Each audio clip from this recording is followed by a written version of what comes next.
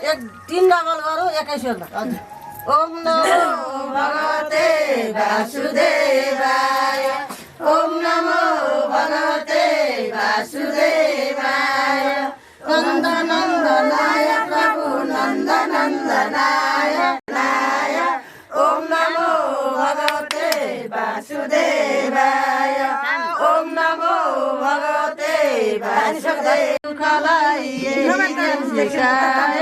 ओम नमो भगवते वासुदेवाय वासुदेव भगवानको लक्ष्यवर्तीको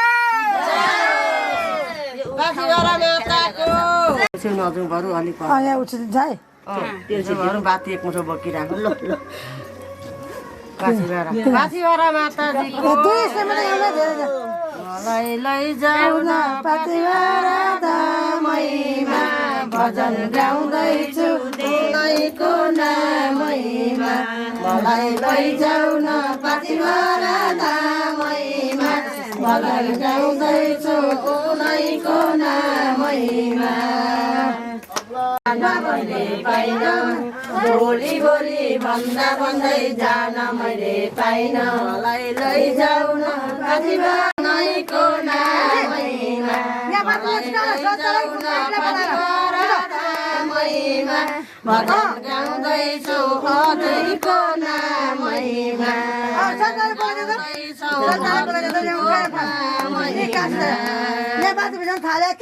बाटो भने ओरालीको यात्रा मनको इच्छा पुरा हुन्छ दर्शन गरे मात्र मनको इच्छा पुरा हुन्छ दर्शन गरे मात्र लैजाऊ न पाथिभरा धामैमा भजन गाउँदैछु उनैको नामैमा भजन गाउँदैछु हजुरको नामैमा भजन गाउँदैछौ देवीको नामैमा श्री पाथिभरा माताको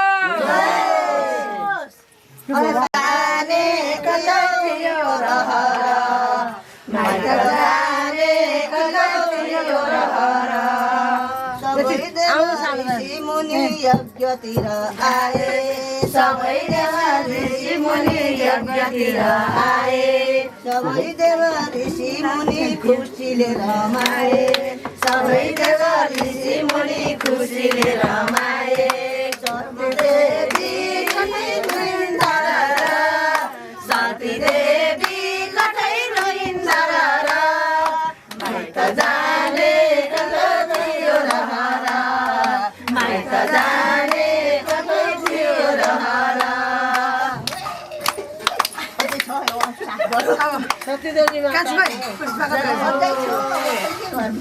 अब एक कुरा पूजा गरौँला सके त भगवान पूजा गरौँला नसके भगवान शरण परौँला नसके भगवान शरण परौँला ठुला पाती हातमा लिएर शङ्ख चक्र गदा पद्म हातमा लिएर पाल्नुभयो कृष्णजी गरुड चढेर पाल्नुभयो कृष्णजी गरुड चढेर सके त भगवान पूजा गरौँला सके त भगवान पूजा गरौँला नसके भगवान शरण परौँला नसके भगवान शरण परौँला शङ्ख चक्र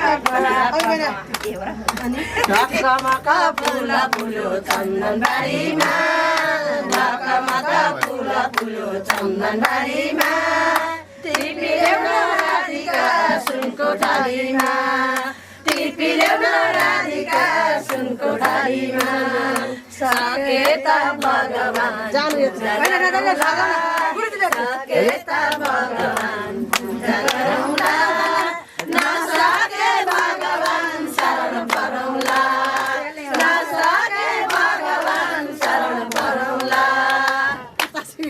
हातैमा त्रिशूल डमरू तिम्रो हातैमा शरीरभरि खरानी घसेले पहिला कैलाशमा बसेर नन्दी साथैमा त्रिशूल डम्बरू तिम्रो हातैमा शिव शिव हे शिव शङ्कर तिम्रो लता आउँदैछ भर्खर नन्दी साथैमा त्रिशूल डम्बरू तिम्रो हातैमा चन्द्र खराउ पारुमा दर्शन दिन एकपल्ट आउन नन्दी साथैमा त्रिशूल डम्बरू तिम्रो हातैमा पार्वतीलाई छल गरी भक्तजनलाई दर्शन दिन्छौ रे नन्दी साथैमा त्रिशूल डम्बरू तिम्रो हातैमा शिव शिव हे शिव शङ्कर तिम्रो लता आउँदैछ भर्खर नन्दी साथैमा त्रिशूल डम्बरू तिम्रो हातैमा शिव शङ्कर भगवानको जाने ऋषि मुनि यज्ञतिर आए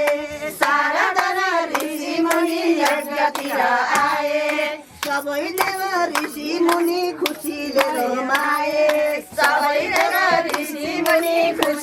रमाए सती देवी कठै रोइन्दर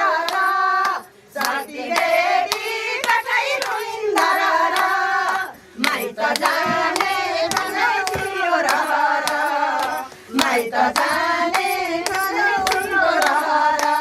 सदाकुला स्थिरकृत्य शेषा कर्माणि पुण्यनिवहानि सुमङ्गलानि गायन्त जगत्कलिमलापहराणि कृत्वा कालात्मना निवसता यदुद्देवगेः पिण्डारकं समगमनमुनयो निविष्टामित्रोषितः कण्डो दुर्वासा भृगरङ्गिराः कश्यपो वामदेवो त्रिर्वसिष्ठो नारदालय क्रीडन्तस्तानोपव्रज कुमारैर्नन्दनाः वसङ्गृह्य प्रपशुरविनीतावनीतवत् देवेशयिता स्त्रीवेशैः समुद्रामवती सुता एषा पृच्छदिवो विप्रा अन्तर्पत्न्यशितीक्ष्णाः प्रष्टुं विलजति साक्षन् प्रभृतामोगदर्शनः प्रशुष्यन्ति पुत्रकामा किंचित् सञ्जनयिष्यतिः एवं प्रलब्धामुनेस्तानुषु कवितान्द्रवः जनयिष्यति वो मन्दास्मसनकुलनाशनं तश्रुततेति सन्त्रस्तः विमुच्य ससोदरं साम्बस्य ददृशुस्तस्मिन् मुसलं खल्वयस्मयां किं कृतं मन्दभाग्येन न किं वदिष्यन्ति नो जनाः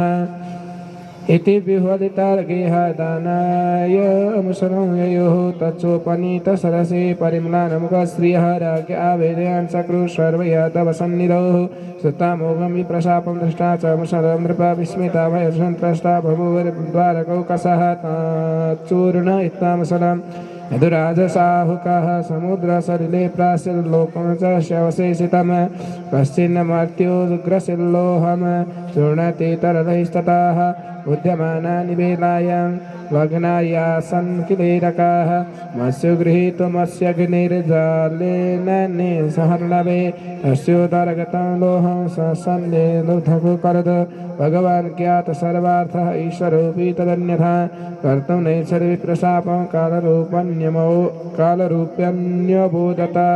जय जय श्रीमद्भागवते महापुराणे पारमहंस्यां संहितायाम् एकादशस्कन्धे प्रथमोत्सवः। श्री बालकृष्णार्पणमस्तु। हरे नमः। श्री कृष्ण गोविंद हरे मुरारे। हे नाथ नारायण वासुदेव। श्री श्याम नारायण हे मुकुंद लक्ष्मीपते केशव वासुदेव।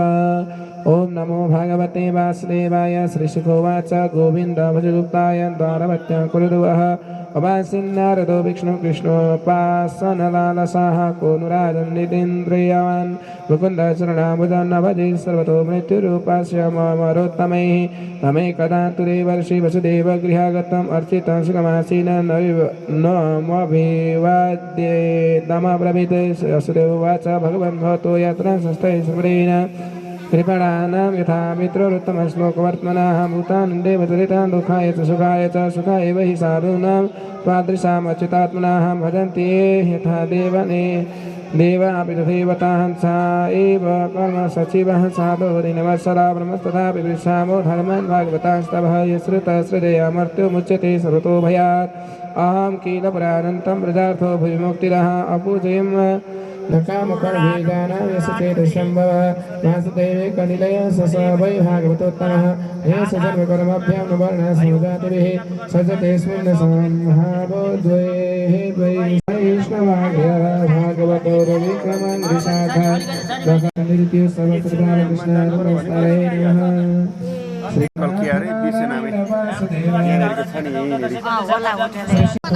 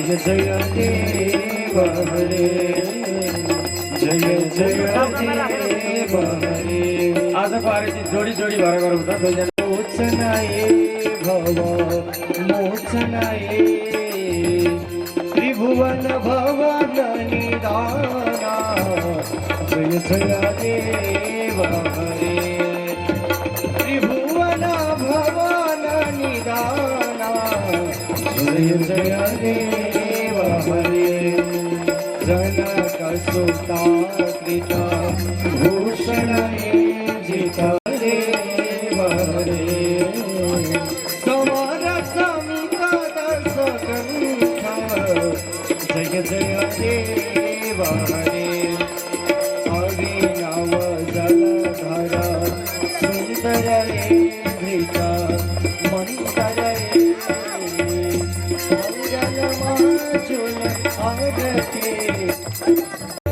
जय जय देव हरे मंगल मुरली सहरे प्रभु का चरण उपासक हरि का शरण उपासक कति कति पार करे ओम जय जगदीश हरे मन को भाल मनोहर प्रेम रूपवाते प्रभु प्रेम रूपवाते भाव कपूर मंगल प्रभु जसने चलो दिन दिन निर्मल बन गई प्रतिदिन पावन बन गई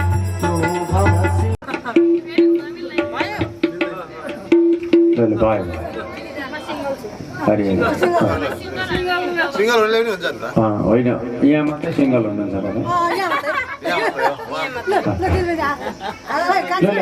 भट्टाभट्टी गरौँ सबैले फेरि घुम्दा घुम्दै चट्ट गर्न थाल्ला नि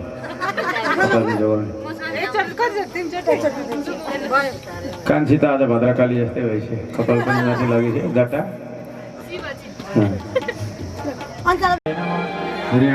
मया दत्त रमया सहितो हरि उमया सहितो हर अथ मन्त्रेश च राष्ट्रे च कुले च राज्ञम् करोतु शान्तिं भगवान् गणेश रक्तां भयवरान्दातं कराब्जैर्माणिक्यमौलिमरुणां गरचिं त्रिनेत्रं तापत्सुमग्नं स्मरणं तदीयं तव तत्त्वं न जानामि किं दृशोऽसि महेश्वर यादृशोऽसि महादेव तादृशाय नमो नमः शशङ्खचक्रं सक्रमा बुद्ध्यात्मना वा प्रकृतिः स्वभावात् करोमि यद्यत् सकलं परस्मै नारायणायेति सखा त्वमेव विद्या द्रविणं त्वमेव सर्वं मम देवदेव सेवन्ति कामकुलचम्पकपाटलाब्जैर्पुण्यरूपो सञ्जीलिगोत्रीय समस्त पूर्वज पितृहरूको मामलीपट्टिका समस्त पितृहरूको फुपू घरपट्टिका पितृहरूको आफ्ना गुरुकुलका समस्त पितृहरूको आजको आनन्दको श्रीमद् भागवत महापुराणको वेदव्यासजी महाराजको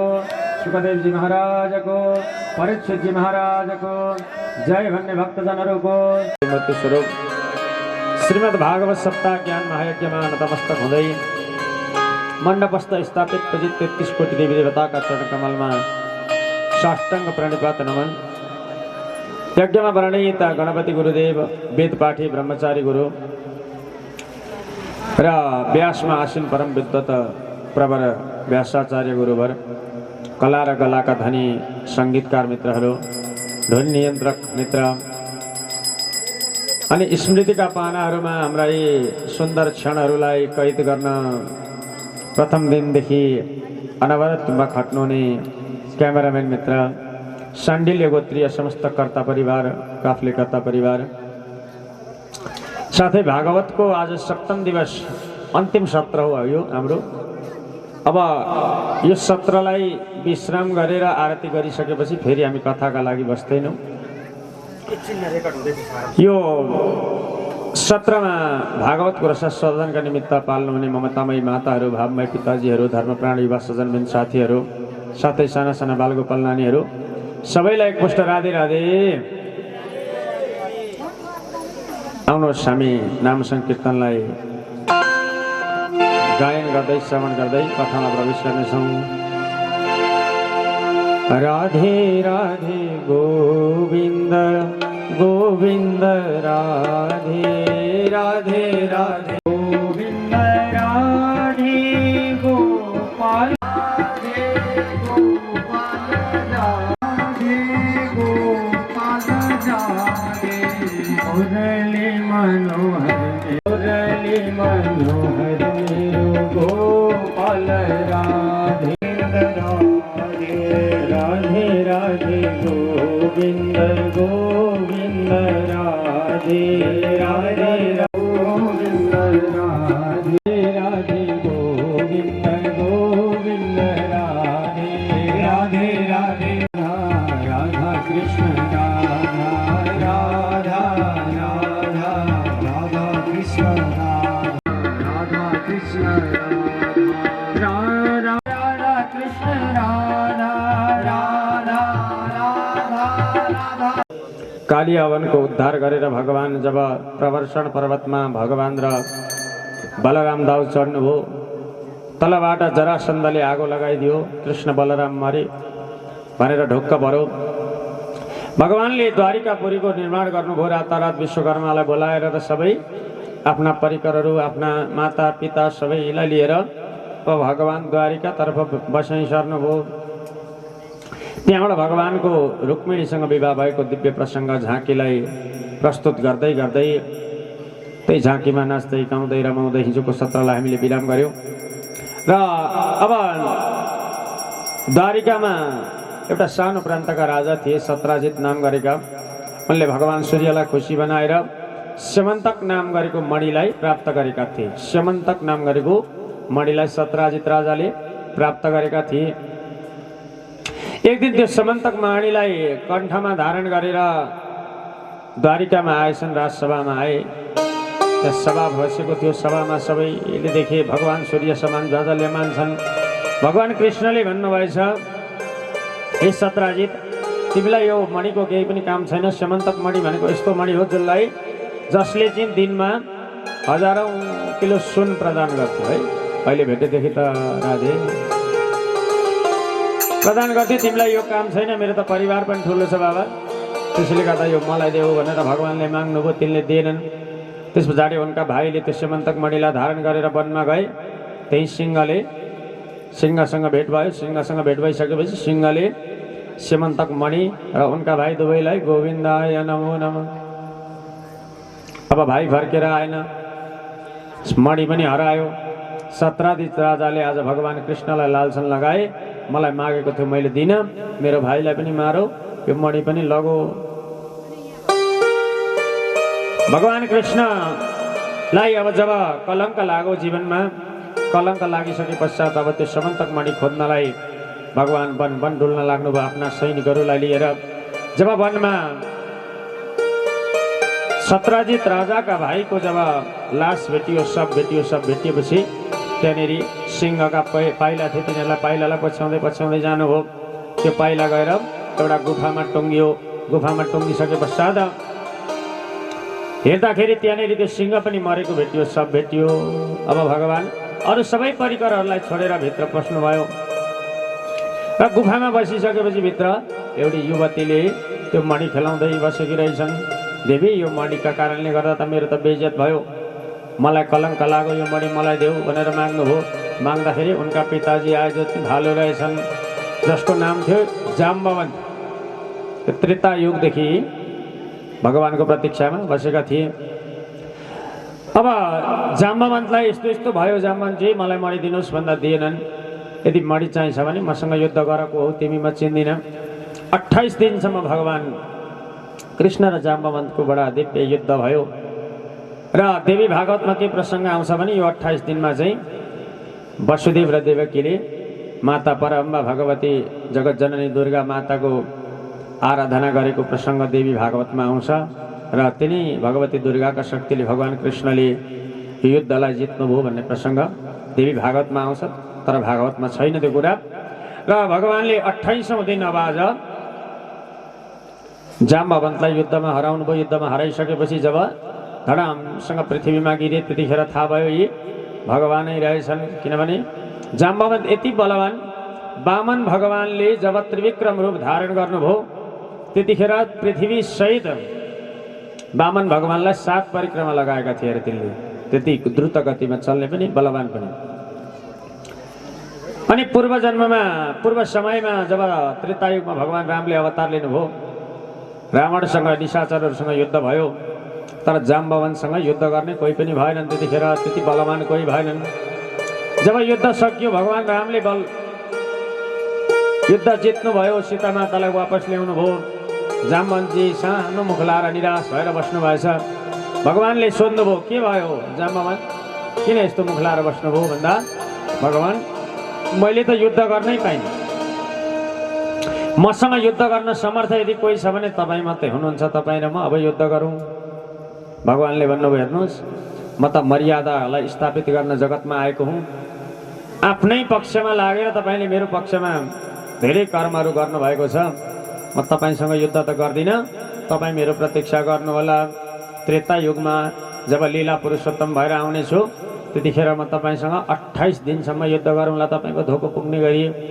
र जब कसैले तपाईँलाई पृथ्वीमा धाराशाही भनेर लडाउँछ त्यतिखेर सम्झिनु होला यिनै भगवान हुन्, तिनै राम हुन् भन्ने सम्झिनु होला। भनेपछि आज जाम्बवन्तको त्यो इच्छा पुरा भयो। जाम्बवन्तले भगवानलाई प्रणिपात गरेर एउटा आग्रह गरे, भगवान हुन त सबै रूप एकै हो, तर मेरो रस भनेको धनुष बाणलाई धारण गरेका नीलाम्बुज श्यामल कोमलाङ्गम सीता समारोपित वाम भागम। नीला नीला अम्बुज भनेको शरीर भएका धनुषलाई धारण गरेका भगवान राममा मेरो रस छ, यति कृपा गर्नुहोस् भगवान, मलाई राम रूपमा दर्शन दिनुहोस्। भनेपछि भगवानले कृष्णले त्यही जाम्बवन्तलाई राम रूपमा दर्शन दिनुभयो। अब भगवान मेरो बिदा लिने बेला भयो संसारबाट, तर मेरी एउटी पुत्री छन् जाम्बवती नाम गरेकी। यी जाम्बवती नाम गरेकी पुत्री म तपाईँलाई प्रदान गर्दछु भनेर ती कन्यादान गरिदिए भक्तवत्सल भगवानको दोस्रो विवाह भयो जाम्बवतीसँग। अब जाम्बवन्त भनेका भालु प्रजातिका, छोरी पनि त्यस्तै थिइन्। हे भगवान, एउटी पत्नी ल्याइरहेछु, सुरुमा कम्ती राम्री छैनन्, महालक्ष्मी जस्ती। अब अर्की भालुकी छोरी भइन्, यति लामा लामा रौँ छन्, घर घर र घोर गर्छिन्। यिनलाई द्वारिकामा लगेर कसरी देखाउनु? लानु भएछ सुटुक्क लगेर एउटा कोठामा लगेर थुनिदिनु भएको छ। अनि त्यहाँबाट गएर रुक्मिणीलाई भन्नुभयो देवी यस्तो यस्तो यस्तो यस्तो भयो, मैले त दोस्रो पत्नी ल्याएँ, तर देवी तिमी नराम्रो नमान्नु नमिठो नमान्नु है, दोस्रो पत्नी त तिमीभन्दा सुन्दर छन्, कति राम्री छन्। तिमी त के राम्री हौ, यसो स्वर श्रृङ्गार गरिन् भने त तिमीभन्दा हजारौँ गुणा राम्री छन्, साक्षात् महालक्ष्मी जस्ती छन्। तिमी पनि लक्ष्मी जस्ती छौ, तर तिमी महालक्ष्मी जस्ती मात्रै छौ, ती त अष्टलक्ष्मी जस्ती छन् भनेर जब भगवान्ले भन्नुभयो, अब त्यही हो अलिकति ईर्ष्याको भावना जागो, मभन्दा राम्री ए लो आरती ल्याऊ, अब जे भए पनि तिम्री बहिनी सौता भए पनि जे भए पनि अब मैले ल्याइहालेँ, के गर्छु, तिम्रो परमेश्वर भने पनि मै हुँ, पति भने पनि मै हुँ। अब मेरी दोस्री पत्नीलाई तिमीले अब घर भित्र्याउनुपर्छ, आरती गर्नुपर्छ भनेर जब आरतीको सालीहरू सजाउनु भयो, मनमा त इच्छा छ नि त। अनि माता रुक्मिणीले श्राप दिनुभएछ सत्यभामालाई, जतिसुकै राम्री भए पनि मभन्दा चाहिँ अलिकति कम्ती राम्री हुनै भनेर पहिल्यै श्राप दिनुभयो। ठक्क कपाट खोलेर हेर्दा त कति रौँसौँ कहाँ हराए, रुक्मिणीभन्दा थोरै कम मात्रै सुन्दर भइसिन् है, अघि हेरि नसक्ने थिइन्, मभन्दा थोरै नराम्री मात्रै होस् है भनेर श्राप दिनुभयो। महालक्ष्मी स्वरूपिणी रुक्मिणीको श्रापले उनी पनि राम्री भइन्। त्यस पछाडि मणि ल्याएर सत्राजित राजालाई दिनुभयो। सत्राजित राजाले भने मैले तपाईँलाई लालछन लगाएका कारणले गर्दा अब जनताले मलाई हेर्न सक्दैनन्, तपाईँको गल्ती रहेनछ। अब जनताले मलाई त्यतिखेर मात्रै हेर्छन् जतिखेर म तपाईँलाई सन्धि बनाउँछु। हेर्नुहोस् है, दोस्रो विवाह भइसक्यो, अब तेस्रो विवाह हुन लाग्यो भगवानको। जतिखेर मैले तपाईँलाई सन्धि बनाउँछु त्यतिखेर मात्रै मलाई हेर्छन्, नत्र भने त मलाई बसी खान दिएनन्, बस्न नदिने भए। त्यसैले गर्दा हे भगवान् हजुर मेरो सन्धि बनिनु पर्यो। होइन कतिवटा ल्याएर राख्नु, दोडा त अलरेडी भइसके है, दुई श्रीमानको पोइ कुना बसिरहि त भइसक्यो, अब अझै तेस्रो पनि ल्याउनु पर्ने भयो। ल ठिकै छ भन्नुभयो। सत्राजित राजाले पनि सत्यभामासँग भगवानको कन्यादान गरिदिए। सत्यभामासँग भगवानको तेस्रो विवाह भयो। त्यस पछाडि एकचोटि भगवान अर्जुनलाई लिएर हस्तिनापुर गङ्गा नदीको किनार हस्तिनापुर जाँदै हुनुहुन्थ्यो। एउटी दिव्य कन्या त्यहाँ तपस्या गरेर बसेकी रहेछन्। अर्जुनले सोधेको हो तिमी भन्दा म यमुना हुँ, मेरा प्रियतमलाई पर्खेर बसेको म, जो कृष्ण हुनुहुन्छ मेरा प्रियतम हुनुहुन्छ, उहाँसँग विवाह गर्नका लागि तपस्या गरेको भनेपछि त्यहाँनिर भगवानको चौथो विवाह भयो। कोसँग भयो? यमुनासँग, यमुना महारानीको। पाँचौं विवाह भगवानको नग्नजितीसँग भयो। षष्ठ विवाह भगवानको श्रुतकृतिकी छोरी भद्रासँग भयो। सातौं विवाह माछाको लक्ष्यलाई भेदन गरेर भगवानले लक्ष्मणासँग गर्नुभयो र यसरी लक्ष्मणासँग गर्नुभयो। परम सुन्दरी थिइन् लक्ष्मणा। अनि अर्को विवाह भगवानको भद्रासँग भयो र यसरी यी 8 चाहिँ भगवानका पटरानीहरू भए। त्यस पछाडि भगवान एकचोटि प्रागज्योतिषपुर नाम गरेको क्षेत्रमा, जहाँ एक दैत्यले 16,100 कन्याहरूलाई 20,000 पुर्याएर यिनीहरूलाई बलि दिन्छु र म भौमासुर नाम गरेको दैत्यले 20,000 कन्या पुर्याएर यिनीहरूलाई बलि दिएर परम्बा भगवती कालीलाई खुसी बनाउँछु भनेर राम्रा राम्रा कन्याहरू अपहरण गरेर 16,100 पुर्याएको रहेछ। 20,000 पुर्याउने उसको टार्गेट। ल ठिकै छ, अब 20,000 पुर्याउँछु अनि बलि दिन्छु भनेर उसले विचार गरेको थियो। ती कन्याहरूले सबैले भगवान कृष्णको स्तुति गरे। हे नाथ रक्ष रक्ष, हामीलाई रक्षा गर्नुहोस् भनेर जब स्तुति गरे, भगवानले त्यो आफ्ना सारा सैनिकहरू लिएर त्यो प्रागज्योतिषपुर नाम गरेको क्षेत्रमा जानुभयो, जहाँ द्वारपालको रूपमा मुर नाम गरेको दैत्य थियो है। मुर नाम गरेको दैत्य थियो द्वारपाल। मुर नाम गरेको दैत्यलाई भगवानले कल्याण गरेर मुरलाई द्वारमै गोविन्दाय नमो नमो उसलाई कल्याणको बाटो देखाइदिनु भयो, अथवा मृत्युको मुखमा पुगो मुर नाम गरेको दैत्य। त्यही मुरलाई, मुरका अरी भनेको शत्रु, मुरलाई उद्धार गरेका कारणले गर्दा भगवानको एउटा अरू नाम थपियो मुरारी। मुरारी कृष्ण भगवान 3 महिना भयो भन्छन्। अब हामीलाई घरमा स्वीकार गर्दैनन् भगवान, अब हामी माथि कृपा गर्नु पर्यो भनेपछि भगवानले आज 16,100 कन्यासँग एकमुष्ट विवाह गर्नुभयो कृष्ण कन्हैयालालको। जाँदाखेरि एक्लै जानुभएको थियो, आउँदाखेरि सारा पल्टन लिएर जब आउनुभयो सबैका गलामा वरमाला छ। भगवान कृष्णलाई 16,108 माला लगाइदिएर छन् है। अब एकीकोटीले वरण गर्दाखेरि त लगाइदिए 16,108 राम्रै मालालाई छोपिएर भगवान आउनुभयो। छक्क पर्नुभएको छ वसुदेव देवकी बाबु, 8वटी त ल्याइस् ठिकै थियो, अब अहिले 16,100 ल्याइस्, के गर्नु कसरी पाल्नु? एउटी बुहारीसँग सासु बुहारी नमिलेर यहाँ बिजोग घमासान हुन्छ, पुरा मिल्दैनन् है। राधे 16,100 होइन माताजी, अब के गर्नु? शरणमा आकालाई शरण लिनै पर्यो। अब लु उत्सव मनाउनुपर्छ भनेर 16,000 भगवानको 16,108 विवाह भइसके पश्चात बडा दिव्य उत्सव मनाउन लागे।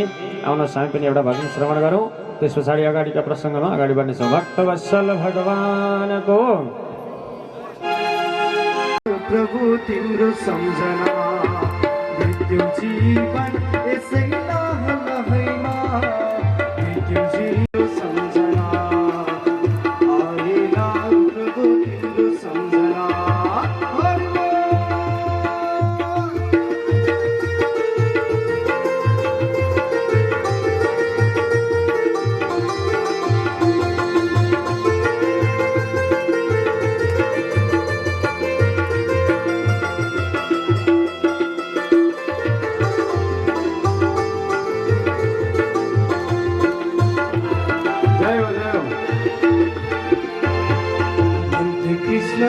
मेरे शरण परलो मल्ल आए प्रभु तिम्रो शरणमा मल्ल आए प्रभु तिम्रो शरणमा त्रिगुणमय माया मेरो तर्नलाई छ सारो त्रिगुणमय माया मेरो तर्नलाई छ सारो मेरो शरण परदेखि हुन्न कति मारे मेरे शरण परलो भन्थे कृष्णले मेरे शरण परलो बल्ल आए प्रभु तिम्रो शरणमा बल्ल आए प्रभु तिम्रो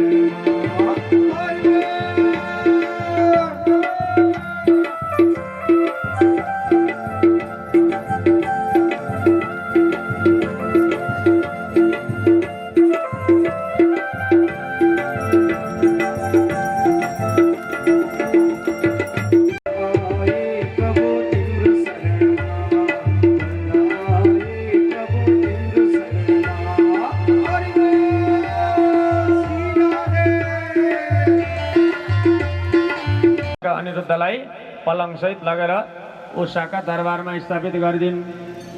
1-1.5 महिना त्यत्तिकै चलो। 1.5 महिना पछाडि बाणासुरले थाहा पायो छोरीले त बिहे गरिसकेछिन्, अनि त्यहाँबाट घर ज्वाइँ पनि ल्याएर राखेको 1.5-2 महिना। हिजो अस्तिका दिन कहिले थाहा पाएर चाहिँ कुर्ता कुर्ता कुर्ता कुर्ता स्वान कुटाइ भनेको कुकुर कुटाइ कुटेर तिम्रा नातिलाई लगेर जेल। सैनिकहरूले जब आफ्ना सैनिकहरू मार्न थाले आफ्नो केही लागेन। साकिनी डाकिनी यस्यास्ते धात धात धूत धूत ममलम टम टम टम टम टम टम टम सम टम सम टम सम दोही दोही चकितम भूपकम भुवनालम भूत प्रेत पिशाच साकिनी डाकिनी बेताल आदि सबै नन्दी भेङ्गी 64 योगिनीले हाम्रो यो दरिद्रताले कहिले छोड्न लागेन। तपाईका मित्र अरे नि कृष्ण भनेपछि हो त, सानैमा गुरुकुल सँगै पढेको, सँगै खाएको, सँगै खेलेको कृष्ण मेरो मित्र हुन् भनेपछि जानुस् न एकचोटि दर्शन गरेर आउनु, द्वारिका जानु, कृष्णको दर्शन गर्नु र फर्केर आउनु भनेर जब यसरी बताइसकेपछि अब जान त जानु। सानैदेखिको मित्र। रिक्त पाणेर न गच्छेत देवता ब्राह्मणं गुरुम। भगवानका मन्दिरमा जाँदा, ब्राह्मणहरूकामा जाँदा र गुरुहरूकामा जाँदाखेरि खाली हात नजानु अरे। के त केही भएन भने एउटा एउटा प्रश्न संशय लिएर जानु अरे, गुरु यो कुरा मैले बुझिनँ नि भनिदिनु न भनेर। अनि रिक्त हात नजानु भन्छन् सुशीला, घरमा केही पनि छैन, के चाहिँ लिएर जाउँ त भन्दाखेरि गैसिन छिमेकमा गएर 4 घरमा 4 मुठी कनिका मागे र एउटा पुरानो घरमा धोती रहेछ फाटेको, त्यो धोतीमा बेर दिन 4 मुठी कनिका। अब सुदामाजीले त्यो कनिकालाई आफ्नो पोटलीलाई आफ्ना हातले चेपेर अब हिँड्न लाग्नुभयो। कृष्णजीको दर्शन गर्न द्वारिकामा हिँडेती सुदामा। कृष्णजीको दर्शन कृष्णजीको दर्शन गर्न द्वारकामा हिँडेती सुदामा।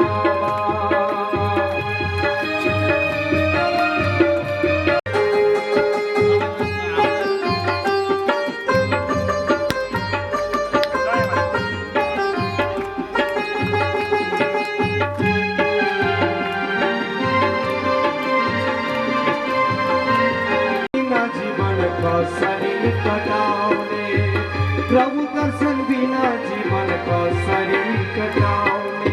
सुन चाँदी छैन मेरो प्रभुलाई चढाउने। सुन चाँदी छैन मेरो प्रभुलाई चढाउने। दुःख रूपी भव सागर कृष्ण हुन् तराउने। दुःख रूपी भव सागर कृष्ण हुन् तराउने। कृष्णजीको दर्शन गर्न द्वारकामा हिँडेती सुदामा। कृष्णजीको दर्शन गर्न द्वारका।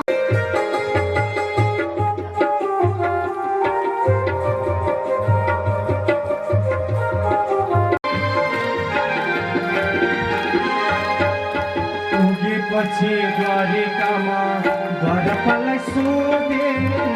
डोलाई श्री कृष्णलाई सोधे। सुदामा हो मेरो नाम श्री कृष्ण। जाने आदेश पाए हुन्थ्यो दिव्य महल भित्र। जाने आदेश द्वारकामा हिँडेती सुदामा। दर्शन गर्ने चाहनाले गाउन लागे श्री कृष्ण श्री कृष्ण। सुदामाको मधुहामा खाने। द्वारमा पुगी सुदामालाई अङ्गालोमा हाले। द्वारमा पुगी सुदामालाई अङ्गालोमा हाले। कृष्णजीको दर्शन गरेर द्वारकामा हिँडेती सुदामा। कृष्णजीको दर्शन गरेर द्वारकामा हिँडेती सुदामा। काटेको धोती लगाउनु भएको छ। प्रभुको दर्शन गर्ने इच्छा पनि छ। प्रभु दर्शन बिना जीवन कसरी बिताउने। यो जीवनको सार नै प्रभुको दर्शन भएन भने मैले कसरी जीवन बिताउनु भनेर फाटेका लुगा लगाएर हिँड्न लाग्नुभयो। दरिद्रता यति छ, पाउमा चप्पल छैनन्, खडाउ छैनन्, काँडाले घोत्तो छ। बलिन्द्र रगतका धाराहरू गोडाबाट बग्दा छन्, तर पनि प्रभुको दर्शन पाएपछि यो सबै कुरा शान्त हुन्छ भनेर सुदामाजी महाराज अगाडि बढ्नुभयो। साँझ परेछ, द्वारिका धेरै टाढा थियो। साँझ परेपछि एउटा वटवृक्ष बरका रुखमुनि यसो शिर राखेर निदाउनु भयो। ती भुसुक्क निदाउनु भयो। भगवानलाई आज निन्द्रा लागेन, मेरो भक्त मलाई भेट्न भनेर आउँदैछ। आङमा लुगा छैनन् ताता, अनि पाउमा हिँड्न सक्ने क्षमता छैन, काँडाले घोचेको छ। कति जाडो भयो होला मेरो मित्रलाई, मेरो सुदामालाई, कति साह्रो पर्यो होला भनेर भगवानलाई आज निन्द्रा लागेन। यता छटपटाउनु भयो, उता छटपटाउनु भयो, वल्लो कोठा पल्लो कोठा गर्नुभयो, निन्द्रा लागेन, निन्द्रा आएन। निन्द्रा नआएपछि भगवानले आफ्ना वाहन गरुडलाई बोलाउनु भएछ। गरुड जाऊ, ती जो मेरा मित्र छन् सुदामा नाम गरेका, तिनलाई त्यो वटवृक्षबाट उनले थाहा नपाइकन उठाएर ल्याएर द्वारिकाको महलको अगाडि राखिदिनु द्वारमा। मनवेगले, मनश्चक्रे, मनको वेग जति छिटो हुन्छ, जति छिटो मन यहाँबाट उहाँको छ, त्यो वेगले श्री गरुडजी महाराज, पक्षीराज गरुडजी महाराज, पक्षेन्द्र गरुड फुर्र उडेर गए। सुदामाजीलाई त्यहाँबाट थाहा नपाइकन उठाएर ल्याएर द्वारिकाको महलका छेउमा राखिदिए। बिहान जब भुवन भास्कर सूर्य भगवान उदयमान हुनुभयो, तब यसो आँखा खोलेर हेर्दा हिजो सुतेको ठाउँमा छुइनँ। यसो हेर्नुभयो, हेर्दाखेरि बडा दिव्य सुनै सुनका महल छन्, मणि माणिक्यलाई धारण गरेका महल छन्। अनि एकजना त्यहाँ हिँड्दै गरेका बटुवालाई सोध्नु भएछ, दाजु यो ठाउँलाई के भन्छ? अनि यही सुतिरहेछौ रातभरि, के खाएर सोध्यौ? यो ठाउँ भनेको द्वारिकापुरी हो, द्वारिकाधीश भगवानको राज्य हो भनेपछि खुसी भयो। हे कति छिटो आइपुगेछु है म त। सुदामा मेरी पत्नी सुशीलाले भन्थिन् कति टाढा छ भन्थिन्, नि ढाँटतिर छिन्। हेर त 1-1.5 घन्टा आएर सुतेको थिएँ, म त द्वारिकामै पो सुतेर सुत्ता भन्ने लाग्यो। द्वारपालका छेउमा जानुभयो, गएर भन्नुभयो, महाराज म कृष्णको मित्र हुँ, कृष्णको दर्शन गर्नलाई आएको, कृष्ण दर्शन लालसा, म कृष्णको दर्शनको लालसाले आएको, मलाई भित्र जान दिनु पर्यो। यसो हेरे, शिरदेखि पाउसम्म हेरे।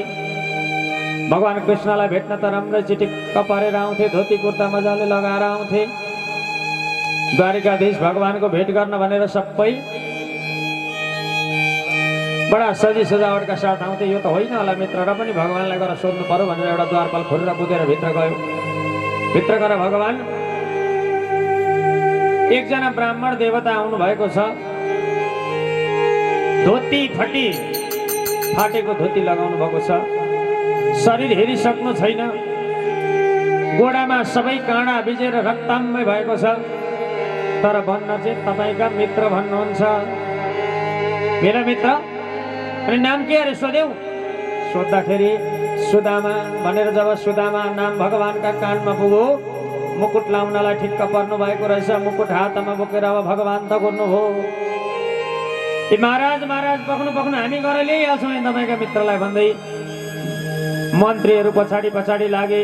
रुक्मिणी भगवती पनि कोचाइरहेछ त हौ यस्तो। अब सुदामा नाम सुन्ने बित्तिकै भगवान यसरी दौडिनु भयो। भगवान सुदामा सुदामा भन्दै आँखाभरि आँसु बलिन्द्र आँसु झार्दै झार्दै, मेरो सुदामा आएछ आज, मलाई मेरो बचपनको साथी सानाको मित्र मलाई भेट्न आएछ भनेर भगवान दगुर्दै दगुर्दै दगुर्दै जब ढोकामा पुग्नुभयो, जब द्वारमा पुग्नुभयो, तब सुदामा पनि बलिन्द्र आँखाभरि आँसु पारेर कृष्ण कृष्ण कृष्ण कृष्ण कृष्ण भन्दै भगवान कृष्णको नाम जप गर्दै बसेका रहेछन्।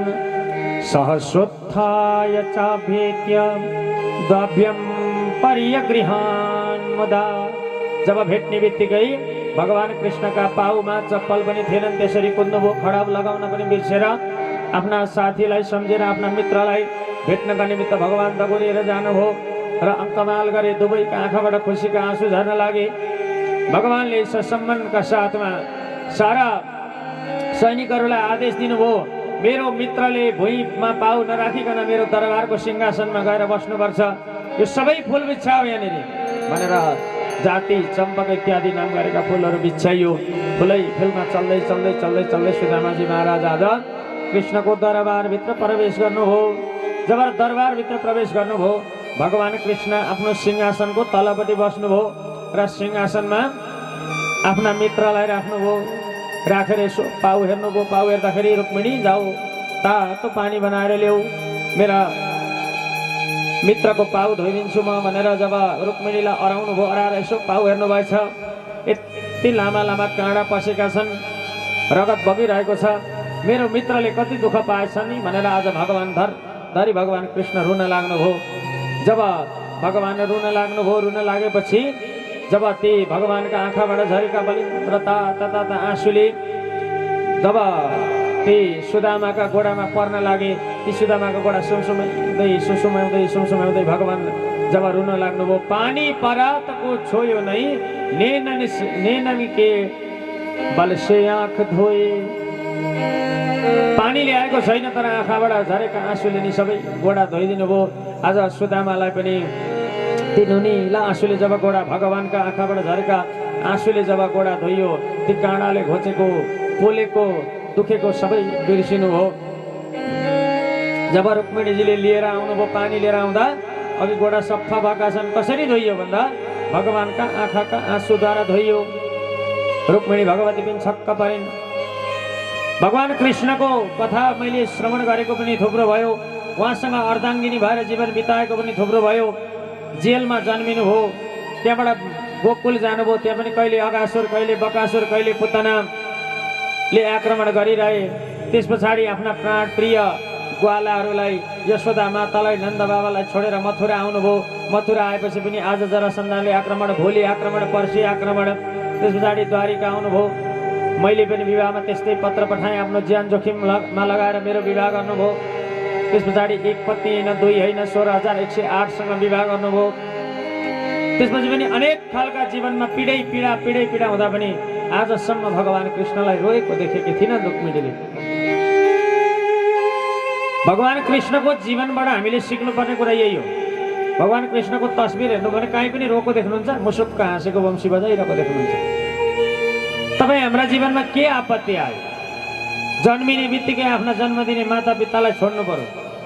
त्यही पनि कंसले मार्छ कि भनेर, आजै मार्छ कि भन्ने टेन्सन, भोलि नै मार्छ कि भन्ने चिन्ता। त्यस पछाडि त्यति माया गर्ने आफ्ना माता पितालाई चट्टै छोडेर मथुरा जानु, र पनि भगवान कृष्ण कहिल्यै रुनु भएको थिएन। त्यसैले गर्दा जीवनमा समस्याहरू अनेक आउँछन्। मानव जीवन हो, मानव जीवन भनेको ओकाली गोराली हो। कहिले आफ्ना प्रियजनको वियोगलाई खप्नुपर्छ। माता पिता जसले हुर्काउनुहुन्छ, पढाउनुहुन्छ, चट्टै छोडेर जानुहुन्छ। आफ्नो अङ्गलाई पान गराएर हुर्काएकी आमालाई पनि खोलामा लगेर अञ्जली दिएर आउनुपर्छ, आगो बगाएर आउनुपर्छ। पितालाई पनि त्यसै गरेर आउनुपर्छ। तर पनि जीवनमा त्यति गरेर निराशाले यो जीवनमा भने अगाडि बढ्न पनि सकिँदैन। त्यसैले गर्दा जस्ता समस्या आए पनि मुसुक्क हाँस्न सक्यो भने मात्रै त्यो मान्छे हो। अब ती समस्याबाट कहिले रोग लाग्छ, कहिले शोक लाग्छ, कहिले भोकले सताउँछ। ती समस्याबाट जुझ्न सक्नु नै जीवन हो। भगवान कृष्णको जीवनबाट सिक्ने कुरा यो। र यसरी जब आजसम्म नरोएका भगवान कति चाहिँ प्यारो मित्र रहेछ, भगवान रुनु भएछ भनेर आज सारा त्यो द्वारिका नि रुन लाग्यो। भगवान कृष्ण रोएपछि भगवानले राम्रो एउटा सुनको पलङ बनाउन लगाउनु भयो। त्यसमा राम्रा गद्दा ओछ्याउन लाग्नुभयो र त्यहाँ नि आराम गराउनु भयो र 84 व्यञ्जन खुवाउन लाग्नुभयो। बलराम दाउ पनि देखेर छक्क पर्नुभयो। र जब धेरैवटी महिलाहरूलाई, धेरैवटी देवीहरूलाई सुदामाले देखि सोधेछन्, कृष्ण बिहे गर्यौ? गरे नि। ल अब तिमी यहाँ सिंहासनमा बस, मेरा पत्नीहरूले तिमीलाई पालो नमस्कार गर्छन्, राधे राधे गर्छन्। रुक्मिणी आइन्, राधे राधे सुदामाजी। सत्यभामा आइन्, राधे राधे सुदामाजी। अब त सकिएला भन्नुभयो। नग्नजिती आइन्, राधे राधे सुदामाजी। यमुनाजी आइन्, राधे राधे सुदामाजी। यसरी राधे राधे भन्दा भन्दै 3.5 महिना त राधे राधे भन्न लागेछ भक्तवत्सल भगवानको। अब एउटीले राधे राधे भने बाबु 16,108ले घुम्दै आउँदै राधे राधे भन्दै जाँदै, राधे राधे भन्दै जाँदै, कल्याण होस् सौभाग्यवती भव भन्दै सुदामाजीका हातै नचल्ने भएछन्। सुदामाजी 3 दिन भगवानको दरबारमा बस्नुभयो, तर केही पनि माग्नु भएन। अनि ए सुदामा, तिमीले बिहे गर्यौ? गरे नि भगवान। अनि भाउजूको नाम के हो? सुशीला।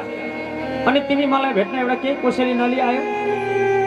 सुदामाजीले जब यसो त्यो दरबारको रौनक हेरे, 64 व्यञ्जन, 56 भोग, 84 व्यञ्जनले भरिपूर्ण भएको ठाउँमा ती कनिका त्यही पनि काखीमा चापेर ल्याएको, त्यो ल्याउँदै पसिना आएर सबै हलुवा बनिएको छ। यो कसरी देखाउनु यी कृष्णलाई? देखाउँदिन भनेर च्यापेर लुकाएका थिए। भगवान कृष्णले देख्नुभयो, ए एक्लै खाउँला भन्ने पो रहेछ, यहाँले भनेर खोसेर ल्याउनु भएछ। यसो निकाल्नुभयो, आहा मेरी भाउजूले पठाएको कति राम्रो चिज रहेछ। भगवानले एक मुठी निकालेर कप मुखमा हाल्नुभयो।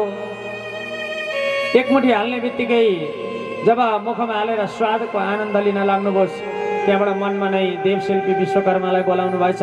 मेरो सुदामाको नगरी जस्तो द्वारिका छ त्यस्तै बनिनु पर्यो, म अर्थक जान्दिनँ भन्ने बित्तिकै त्रैलोक्यको सम्पत्ति दान गरिदिनु भयो सुदामालाई एक मुठी कनिकामा।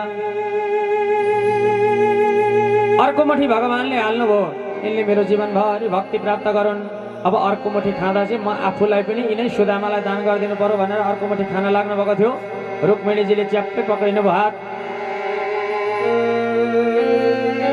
होइन पतिदेव, सबै हजुरका मित्रका साथीले, मित्रकी पत्नी हामीले दिदीले पठाएको कोसेली एक्लै खानुहुन्छ, हामीले खानु पर्दैन भनिन् बाहिर मुखले।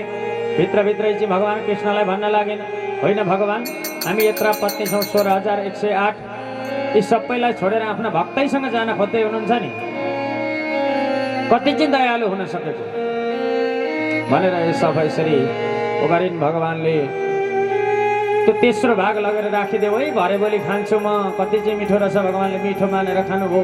जब महलमा बसेका राजसी ठाँटमा 84 व्यञ्जन खाएका कृष्णले मैले काखीमा च्यापेर ल्याएको कति गनाएको थियो होला, कस्तो भएको थियो होला, त्यही पनि कनिका अर्काका घरमा मागेर ल्याएको बिहा सरीको थियो होला, कति कष्ट पर्यो होला नि भनेर सुदामाजी भित्रभित्रै साह्रै दुःखी हुनुभयो। त्यसैले गर्दा भनिन्छ पितरो शब्दम इच्छन्ति भावम इच्छन्ति देवता। श्राद्ध आदि कर्म गर्नु पर्यो भने चाहिँ वचन अनिवार्य मिलाउनु पर्छ। कहाँ तस्मै कहाँ ताभ्यम कहाँ तेभ्य भन्ने कुरा मिलाउनु पर्छ। अब हाम्रो चाहिँ के छ भने श्राद्ध त जसले पनि गरिहाल्छ नि, गाउँघरमा यसो हुनेले पनि गरिहाल्छ। श्राद्ध चाहिँ वास्तवमा पितृकार्य चाहिँ विद्वानबाट गराउनुपर्छ। भावम इच्छन्ति देवता। भगवानलाई सुनको मूर्ति बनाएर चढाए पनि, मणिमाणिक्य हिराको मूर्ति बनाएर चढाए पनि यदि भावना छैन, हृदयमा भगवानप्रतिको प्रेम छैन, म मेरा भगवानलाई श्रृङ्गार लगाइदिँदैछु, म मेरा भगवानलाई भोजन गराउँदैछु, म मेरा भगवानका चरणको सेवा गर्दैछु, म मेरा भगवानले गरेका लीलाहरूलाई स्मरण गरेर बडा भावमा आनन्दमा स्मरण गरेर आनन्द लिँदैछु, मेरा भगवानलाई हृदयमा राखेर म हरदम हरपल हिँडिरहेको छु भन्ने भावना जबसम्म हुँदैन तबसम्म पूजा गर्नुको अर्थ हुँदैन। भगवानले स्वीकार पनि गर्नुहुन्न। पत्रम पुष्पम फलम तोयम यो मे भक्त्या प्रयच्छति। भावले भरिपूर्ण भएर भगवानप्रतिको प्रेममा चुर्लुममा डुबेर पत्रमा एउटा पात लगेर चढायो भने पनि भगवानले ग्रहण गर्नुहुन्छ। दुर्योधन की मेवा छोडी, दुर्योधनको 64 व्यञ्जनलाई छोडेर, 84 व्यञ्जनलाई छोडेर, 56 भोगलाई छोडेर विदुरका घरमा गएर भगवानले केराका बोक्रा, विदुरानी यति प्रेममा विह्वल भइन् कि केरा तास्दै गुदी फाल्दै बोक्रा खुवाउँदै, केरा तास्दै गुदी फाल्दै बोक्रा खुवाउँदै भगवानले भाउजू हजुरले बोक्रा खुवाउनु भयो नि भन्नु भएन। मनुष्यले कसैकामा गएर भोजन दुईटा शर्तमा गर्छ। या त उसलाई साह्रै भोक लागेको छ, अत्यन्त धेरै भोक लागेको छ भने भोक बडा कि भोजन बडा भन्छ, कुपु कुपु जस्तो मिल्यो त्यस्तै खान्छ। या त दिने मान्छेले प्रेमसँग दिँदैछ भने खान्छ। दिन चाहिँ दिँदैछ राम्रै ठडङ र ठुडुङ गरेर केटाकेटी कराएर ल्याएर भात पस्किदिन्छ ल भने जस्तो गरेर हिसाबले दिन्छ भने खान मन लाग्छ। चाहे भोजन नमिठो होस्, कस्तो भयो नि हजुर जे जस्तो छ खाउँ है भनेर मिठो बोलेर दियो भने खाइन्छ। त्यसरी भगवान कृष्णले पनि 3 मुठी कनिकामा 2 मुठी खानुभयो र केही भन्नु भएन। राम्रो लुगा लगाइदिनु भयो। 3 दिन पछाडि कृष्णलाई अब माग्नु यसो अब माडीका देऊ न हौ, मेरो त यस्तो छ दरिद्रता छ भनेर भन्छन् कि भनेर धेरै आश गर्नुभयो। सुदामाले भनेनन् मलाई प्रभुको प्रेम चाहिएको थियो, प्रभुले मेरो सेवा गर्नुभयो, भगवानको सेवा मैले गर्नुपर्ने, भगवानले मेरो सेवा गर्नुभयो, मलाई केही चाहिँदैन भनेर जब सुदामा फर्किन लाग्नुभयो, फर्किन लाग्दाखेरि भगवानले भन्नुभएको छ सुदामा तिमीलाई यहाँ बस्नुन्जेल जे जति सुविधा चाहिएको थियो मैले दिएँ, अब मैले फेरि दिएका लुगा पनि सबै धोती पनि फेर, तिम्रो त्यही फाटेको धोती लगाएर जाऊ भन्नुभएको छ। सुदामाले भने ठिकै छ, मेरो कर्म त्यही हो भन्नुभयो। पुरानो धोती फेरेर सुदामा आफ्नो बाटो लाग्नुभयो। अलि हो र आएर फेरि साँझ परेछ। जब निधाउनु भयो गडुजीलाई बोलाएर फेरि भन्नुभयो यी सुदामालाई आफ्नो महलको अगाडि पुर्याइदिनु। गडुजीले त्यसरी नै पुर्याइदिनु भयो। यसो कर हेरे छैन, आफ्नो सानो झुप्रो थियो, सबै लडाएर ठुलो महल बनाएको छ। ला म त यहाँ छोडेर 2-3 दिन के गएको थिएँ, भूमाफियाहरूले सबै खतम गरेछन्, मेरो जग्गा जमिन हडेपै छन्। आमामामा 2-3 दिनमै टाइल्स मार्बल राखेको राम्रै ब्युटिफुल खालको घर बनाएछन्। बसेर रुन लाग्नुभयो। पत्नीले माथिबाट हेरिन्, यसो हेर्दाखेरि सुदामाजी आफ्ना पति आउनुभएको छ। सुनको थालमा आरती तयार गरिन्, आरती लिएर गइन्। आरती लिएर जब पतिदेवको आरती गर्न लागिन्, यसो हेर्नुभयो कति राम्री कन्या रहेछन्, कति राम्री महिला रहेछन्। सुन चाँदी झलल लगाएको छ, पहेँलै टल्केको छ। त्यो पहेँलो डल्लो 1,64,000 थियो। कति चाहिँ कमाएको रहेछ हौ यसका पतिले, सस्तो लगाइछन्, छड्के पनि लगाएको छ, माथि शिरमा चन्द्रमा पनि छ, गलामा त्यो चोक्कर हो कि ब्रान्ड हो त्यो पनि लगाएको छ, माइली तिल्लारी साइली तिल्लारी हार लगाइरहेछन्, राम्रै झलमल। कति चाहिँ कमाएको रहेछ हौ यिनका पतिले चाहिँ पूर्व जन्मको राम्रै क्रिया रहेछ क्या हो भन्ने सम्झिनु भयो। होइन मेरो आरती चाहिँ किन गर्दैछौ देवी, मेरी त पत्नी छन् घरमा सुशीला नाम गरे कि। त्यसले देखिन् भने अहिले तिमीलाई फेरि राम्रो नहोला, यस्तो नगर है, यी दास दासीहरू कोन भनेपछि सुशीलाले आफ्नो परिचय दिन्। पतिदेव हजुरले चिन्नु भएन मलाई, हजुर गएका यी दिन हाम्रा घरमा देवशिल्पी विश्वकर्मा आउनुभयो, भगवान् कृष्णको आज्ञा छ भनेर सारा हाम्रा झुपडीहरूलाई महलमा बनाइदिएर हाम्रो सारा 7 जन्मदेखिको दरिद्रता सबै मेटाइदिएर जानुभयो भनेर जब सुदामालाई यसरी सुशीलाले सुनाइन्, आज बसेर सुदामा रुन लाग्नुभयो। हिजो मलाई धोती खोल भन्दाखेरि अलि नमिठो लागेको थियो, कृष्णलाई 2-4 शब्द मनै भए पनि कति नमिठा शब्द बोले। तर मेरो मित्र मेरा भगवानले आज मेरो घरलाई, मेरो दरिद्रतालाई यसरी उज्जवलतामा बदलिदिनु भयो। धन्य हुनुहुन्छ भगवान, तपाईँका चरणमा मेरो सदा सर्वदा मन लागिरहोस्। अहिलेदेखि कृष्ण त्वदीय पद पङ्कज पञ्जरान्ते अद्यैव मे विशतु मानसराजहंस प्राण प्रयाण समये कफवात पित्तै कण्ठावरोदन विधौ स्मरणं कुतस्ते। हे भगवान कृष्ण तदीय तपाईँका पद पङ्कजमा पञ्जरान्ते यिनीहरूमा मेरो सदा सर्वदा मन लागोस्, मेरो राजहंस रूपी मन लागोस्। किनभने मृत्यु हुने बेलामा त प्राण प्रयाण समय कफवात पित्तै, मृत्यु हुने बेलामा हजुरलाई मैले सम्झन सकौँला नसकौँला, मेरो स्मरण शक्तिले काम गर्ला नगर्ला, मेरो गलाले काम गर्ला नगर्ला, मेरो बाणीले काम गर्ला नगर्ला, अहिलेदेखि म हजुरलाई सदा सर्वदा सम्झन सकौँ भनेर यसरी दिव्य स्तुति गर्दै गर्दै बडा महलमा दिन दुखीको सेवा गर्दै गर्दै सुदामाजी रहन लाग्नुभयो। अगाडि गएर कुरुक्षेत्रमा ब्रजवासीहरूसँग, ब्रजवनिताहरूसँग, माता यशोदासँग तक्सके त आयो क्या हो, ब्रजवनिताहरूसँग भगवानको पुनर्मिलन भयो। भगवानका पत्नीहरू र ब्रजवनिताहरूको दिव्य सत्सङ्गलाई वर्णन गरियो। त्यस पछाडि त्यहाँ सन्तहरूको आगमन भयो। भगवानले मुक्त कण्ठले सन्तहरूको प्रशंसा गर्नुभयो र यसरी प्रशंसा गर्दै गर्दै 88 अध्यायमा गएर वेदले जब प्रलयकालीन अवस्थामा भगवान योग निद्रामा शयन गर्नुहुन्छ, वेदहरूले भगवानको स्तुति गर्छन् भन्ने कथा बताइयो। जय जय जय जय मजित दोष गृहीत गुण तमसि यदात्मना समवरोध समस्त भगा। हे भगवान हजुरको जय होस्, हजुर अब यो योग निद्रामा नसुत्नुहोस्, अब जागेर सारा जगको सृष्टि गर्नुहोस्। किनभने जब जब भगवानको सृष्टि हुन्छ तब तब हाम्रो मात्रै स्तुति हुन्छ, जब हजुरका पूजा हुन्छन् तब मात्र हाम्रा ऋचाहरू मनुष्यले बोल्ने गर्छन्, नत्र भने बोल्दैनन् है। किनभने जब भगवानको पूजा हुन्छ तब मात्रै वेद मन्त्र बोलिन्छ, नत्र भने अरू बेला बोलिन्छ। घाँस काट्न जाँदा गणानान्त गणपति ओम हवामाई भन्दै जान्छ मान्छे, जाँदैन। खाना पकाउँदा यी खेत तोर जेता भन्छ त, भन्दैन। भगवानको जब सेवा हुन्छ, पूजा हुन्छ, त्यतिखेर मात्रै हुन्छ। मार्केटिङ गर्न जाँदा पनि बोलिँदैन वेद मन्त्र। भक्तवत्सल भगवानको यसरी वेदले बडा दिव्य तरिकाले भगवानको स्तुति गरेर भगवानलाई जगाउँछन् भन्ने कथा 87 अध्यायमा 87-88 अध्यायमा बताइयो। त्यस पछाडि भगवान शिवले भस्मासुरलाई वरदान दिनुभयो।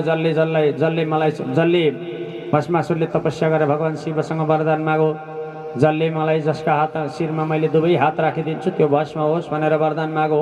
शिवजी पनि भोला आशुतोष छिट्टो खुसी हुने, त्यसै पनि भोला तथास्तु भन्नुभयो। यसो पार्वती मातालाई हेरेछ कति चाहिँ राम्री रहेछन्। यी पहिले चाहिँ प्र्याक्टिकल सेवा गर्नु पर्यो। शिवका हातमा टाउको राखिदिनु पर्यो, टाउकामा हात राखिदिनु पर्यो, शिव भस्म हुन्छन्, अनि पार्वतीलाई विवाह गर्नु पर्यो भनेर भगवानको सृष्टिमा तपाईँले दिएको वरदान सही छ कि छैन, त्यो वरदानले काम गर्छ कि गर्दैन। तपाईँकै टाउकामा हात राख्छु भनेर हात छेउमा पुर्याइगयो। भगवान शिव त्रिशूल लिएर बाघको छाला लिएर भाग्न लाग्नुभयो। नारायण नारायण ए भगवान बचाउनुहोस् भन्दै नारायण भगवानले विश्वमोहिनी रूप धारण गरेर जब भस्मासुरसँग नृत्य गर्न लाग्नुभयो, नृत्यका कलामा जब भगवान नारायणले शिरमा हात राख्नुभयो, भस्मासुरले पनि त्यसैको नक्कल गर्दै गर्दै मुखमा परेर शिरमा हात राखो, त्यही गोविन्दाय नमो नमः। र यसरी यिनै कथाहरूका साथमा 10औं स्कन्धको उत्तरार्धलाई पनि हामीले पूर्ण गर्यौं भक्तवत्सल भगवानको। अब 11 स्कन्धमा भगवानका अब परिवार साह्रै धेरै भएको थियो, कसैसँग हार्दैनथे। अब कृष्णको परिवार कसैसँग युद्धमा हार्दैनथे, जहाँ गए पनि सम्मान प्राप्त गर्थे। उन्मत्त भए, अब श्रीमद अन्ध भए, बलान्ध भए, बलको मदमा अन्ध भए, सारा जगलाई नै आफूले आफ्ना घोडा मुनि सम्झिन थाले। एकचोटि ऋषिमुनिहरू, दुर्वासा इत्यादि नाम गरेका ऋषिमुनिहरू द्वारिकाको नगरको छेउमा आएर समुद्रमा तपस्या गर्दै थिए। जो साम्ब नाम गरेका भगवान कृष्णका छोरा थिए जाम्बवतीका, तिनले चाहिँ आफ्ना शरीरलाई पूर्ण रूपमा स्त्री जस्तो बनाएछन्। ब्लाउज लगाए, साडी लगाए, अनि त्यहाँबाट पेटमा सिराने सिराने लगाएर गर्भवती महिला जस्तो बनिएछन्। बनिएर गएर भनेछन् साधु महात्मा कतिको जान्ने रहेछन्, गएर सोधौँ न त। अर्का भगवान कृष्णका अर्का छोराले गएर महाराज यी साधु महात्मा यी हाम्री भाउजू हुन्, यी भाउजूका गर्भवती छन्। तपाईँहरू त साधना सिद्ध मान्छे, ऋषिहरू बताइदिनु पर्यो छोरो जन्मिन्छ कि छोरी जन्मिन्छ। ऋषिहरू ध्यानमा बसे, थाहा पाए यसले हामीसँग मजाक गर्दैछ। दुर्वासा ऋषिहरूले रिसा उठेर जुरुक्क उठेर श्राप दिनुभयो, न छोरो जन्मिन्छ न छोरी जन्मिन्छ। यहाँबाट एउटा मुसल उत्पन्न हुनेछ, त्यो मुसलद्वारा तिम्रो सारा यदुवंशको नि नाश हुनेछ भनेर यसरी श्राप दिनुभयो।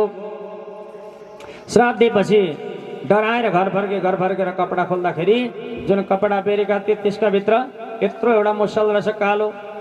उग्रसेनलाई भनेपछि जाऊ समुद्रमा गएर त्यसलाई घोटेर फालिदेऊ भनेर जब घोटेर फालिदिएपछि सानो एउटा टुक्रो रह्यो। अनि त्यो जो घोटेर फालेको वस्तु थियो, जुन रसायन थियो, त्यो समुद्रका छेउमा गएर एरका नाम गरेको झार बनिन पुग्यो। र एक दिन वसुदेवजी जब बसिराख्नु भएको थियो, नारदजी महाराजको आगमन भयो। नारदजी महाराजको आगमन भएपछि वसुदेवजीले प्रश्न गर्नुभयो, वसुदेवजी ए नारदजी, जीवन धेरै बिताइयो, धेरै सङ्घर्ष देखियो, धेरै आनन्द देखियो, शाखा सन्तान परिवार छोरा छोरी सबै कुरा देखियो, तर वास्तविक रस यसमा रहेनछ। मलाई भागवत धर्म श्रवण गर्ने इच्छा छ, बताइदिनुहोस् भनेपछि अब यहाँ नवयोगेश्वर संवादलाई बताउनुहुन्छ। नवयोगेश्वरहरूमा कबीर, हरि, अन्तरिक्ष, प्रबुद्ध, पिप्पलायन, अविर्होत्र, द्रोमिलाल, चमस, करभाजन नाम गरेका नवयोगेश्वरहरू निमि नाम गरेका राजाका गृहमा आएर दिएको उपदेश नवयोगेश्वर संवादलाई बताउनु भयो। विदेह भनेको निमि नाम गरेका राजाले प्रश्न गरे र यता नारदजी वसुदेवजीलाई बताउँदै हुनुहुन्छ। मन्ने भगवत साक्षात् पार्षदान वो मदुद्देश, हजुरहरू मन्निए मेरा घरमा आउनुभएको छ, भागवत साक्षात् भगवान नै आए जस्तो मलाई लागिरहेको छ। किनभने हजुरहरू पार्षदान वो मदुद्देश, हजुर मधुसूदन भगवानका पार्षदहरू हुनुहुन्छ र भगवानका भक्त र भगवानमा जब भगवानमा मन लागिसकेपछि शिवोहम ब्रह्मविद ब्रह्मै भवति, भगवानमा मन लागेपछि ब्रह्मको स्वरूपमा अटल भएपछि त्यो पनि ब्रह्म समान हुन्छ। धर्मन भागवतन ब्रूहि, भागवत धर्म के हो, वास्तवमा धर्म के हो भनेर जब बताउनु भयो, तब यहाँ कवि नाम गरेका योगेश्वरले बताउनुहुन्छ। कायेन वाचा मनसेन्द्रियर्वा, काय भनेको शरीर, वाचा भनेको वाणी, मनसेन्द्रियर्वा मन, यी सबै कुराले सबैले गरेका कर्महरू, बुद्ध्यात्मनावाद बुद्धि आत्माले गरेका सबै कर्महरू, वानुसुत सदावास प्रकृति स्वभावाद प्रकृतिका गुणले युक्त भएर मैले गरेका सबै कर्महरू, करोमि यद्यत जे कर्म म गर्छु, सकलम भनेको सबै, परस्मै हे भगवान हजुरमा, नारायणायेति समर्पयेत्, वास्तवमा धर्म त्यही हो। मनुष्यले जीवन प्राप्त गरेदेखि जन्मदेखि मृत्यु पर्यन्तमा जे जति कर्महरू गर्छ त्यसलाई भगवानमा समर्पण गर्न सक्यो भने त्यही नै धर्म हो। धर्म भन्नु नै त्यही हो। किनभने हामी पनि पूजा सुरु गर्यौं भने केशवाय नमः भनेर सुरु गरेको पूजा नारायणायेति समर्पयामि भन्दा सकिन्छ। मैले गरेँ, आज मेरा बलले गरेँ, भागवत लगाउनु भयो कर्ता परिवारहरूले, काफ्ले परिवारहरूले, सारा आफन्तहरू बोलाउनु भयो, गुरुजीहरू बोलाउनु भयो, सङ्गीतकार बोलाउनु भयो, आफ्ना मृतवृन्दहरूलाई बोलाउनु भयो, यथोचित सम्मान गर्नुभयो, यजन भोजन गराउनु भयो। तर यो भागवत लगाइसके पश्चात भोलिपल्टदेखि आहा गजबको, मैले त यत्रो दुःख गरिरहेको थिएँ, कमाइरहेको थिएँ, मैले लगाएको भागवत भन्ने मनमा त्यो दम्ब आयो भने भागवत लगाएको सबै खोलै खोला। नारायणायेति समर्पयामा, जे जति गराउनु भयो भगवानले गराउनु भयो, जे जति गरेँ मैले भगवानका लागि गरेँ। हे भगवान, हजुरले गराउनु भयो, हजुरलाई नै गर्नुभयो, हजुरका निमित्त हजुरले नै गर्नुभयो भन्ने लाग्यो हृदयमा। भगवानको आशीर्वादले गरेँ। भगवानको आशीर्वाद बिना यज्ञ हुँदैन है, भगवानको आशीर्वाद बिना कदापि हुँदैन। कान्छी दिदीले मलाई डुम्रेसीमा भन्नुभएको, भाइ वैशाखमा भन्नुपर्छ है भनेर 3 वर्ष अगाडि। वैशाखमा सबै टिमै लिएर आउनु, भागवत लगाउने सोध्छ, भन्नुपर्छ है भन्नुभएको। डुम्रेसीमा मैले पहिलो कथा गर्दाखेरि खोइ कान्छी दिदीले चाहँदा हुने बात त्यही वैशाखमा हुन्थ्यो नि, यत्रो किन पर्खिनु भएको थियो 3 वर्ष।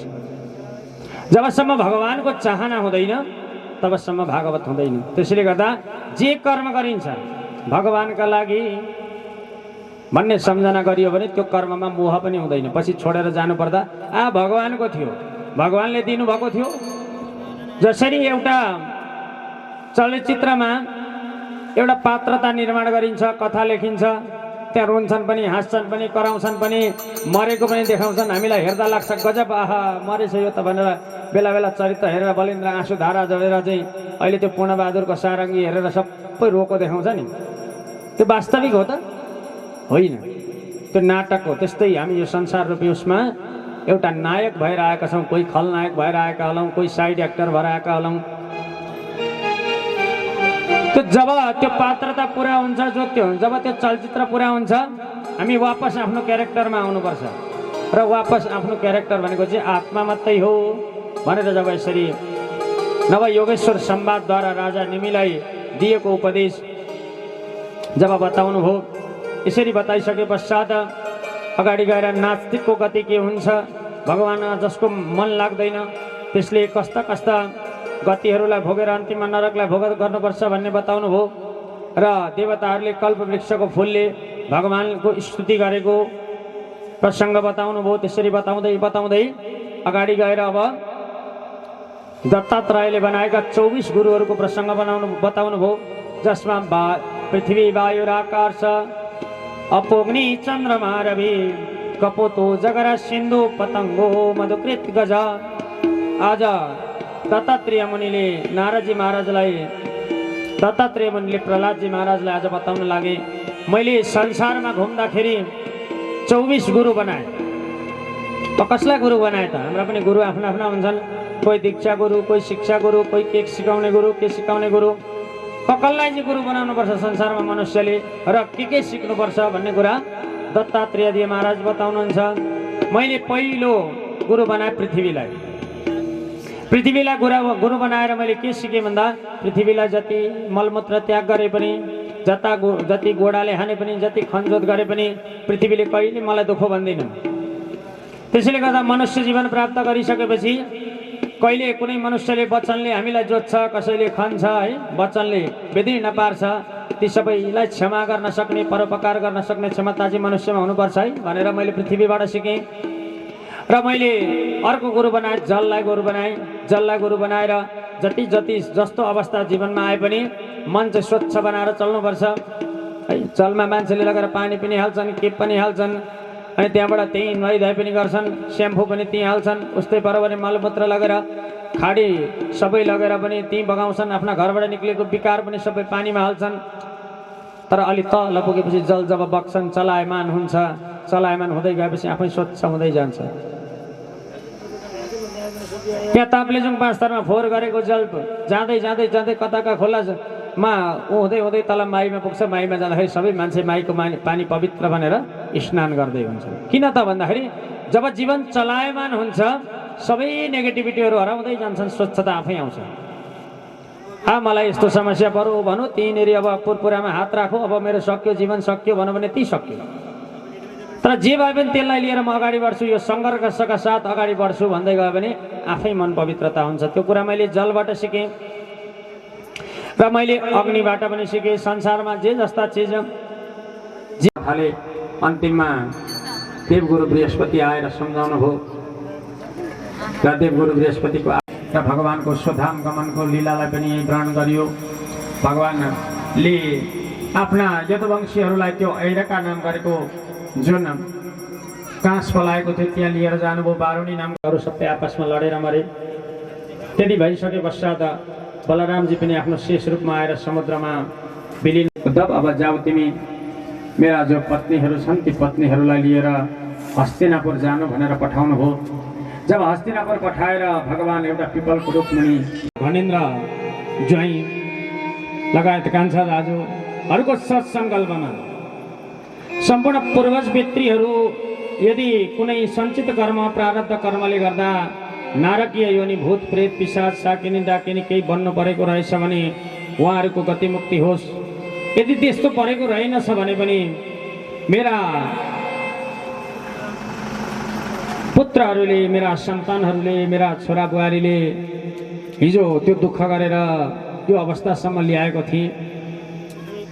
आज मेरा लागि भनेर पितृहरूका लागि भनेर यत्रो कर्म गरिदिए भनेर ती सम्पूर्ण पूर्वज पितृहरूको खुसी हुन् अनि उनीहरूले हामीलाई आशीर्वाद दिउन् भन्ने परम पवित्र ध्येयका साथ हामीले 21 गते मण्डप पूजन गरेर भागवतको थालनी गऱ्यौँ र प्रथम स्कन्धको पहिला 3 अध्यायमा मङ्गलाचरण गऱ्यौँ। सत्यम परम धीमहि, सत्यभन्दा ठुलो ईश्वर छैन भन्ने कुरालाई श्रवण गऱ्यौँ। त्यस पछाडि किम श्री अशास्त्र सारक स्वत अध्यायमा गएर व्यास नारद संवादलाई सुरुवात गऱ्यौँ।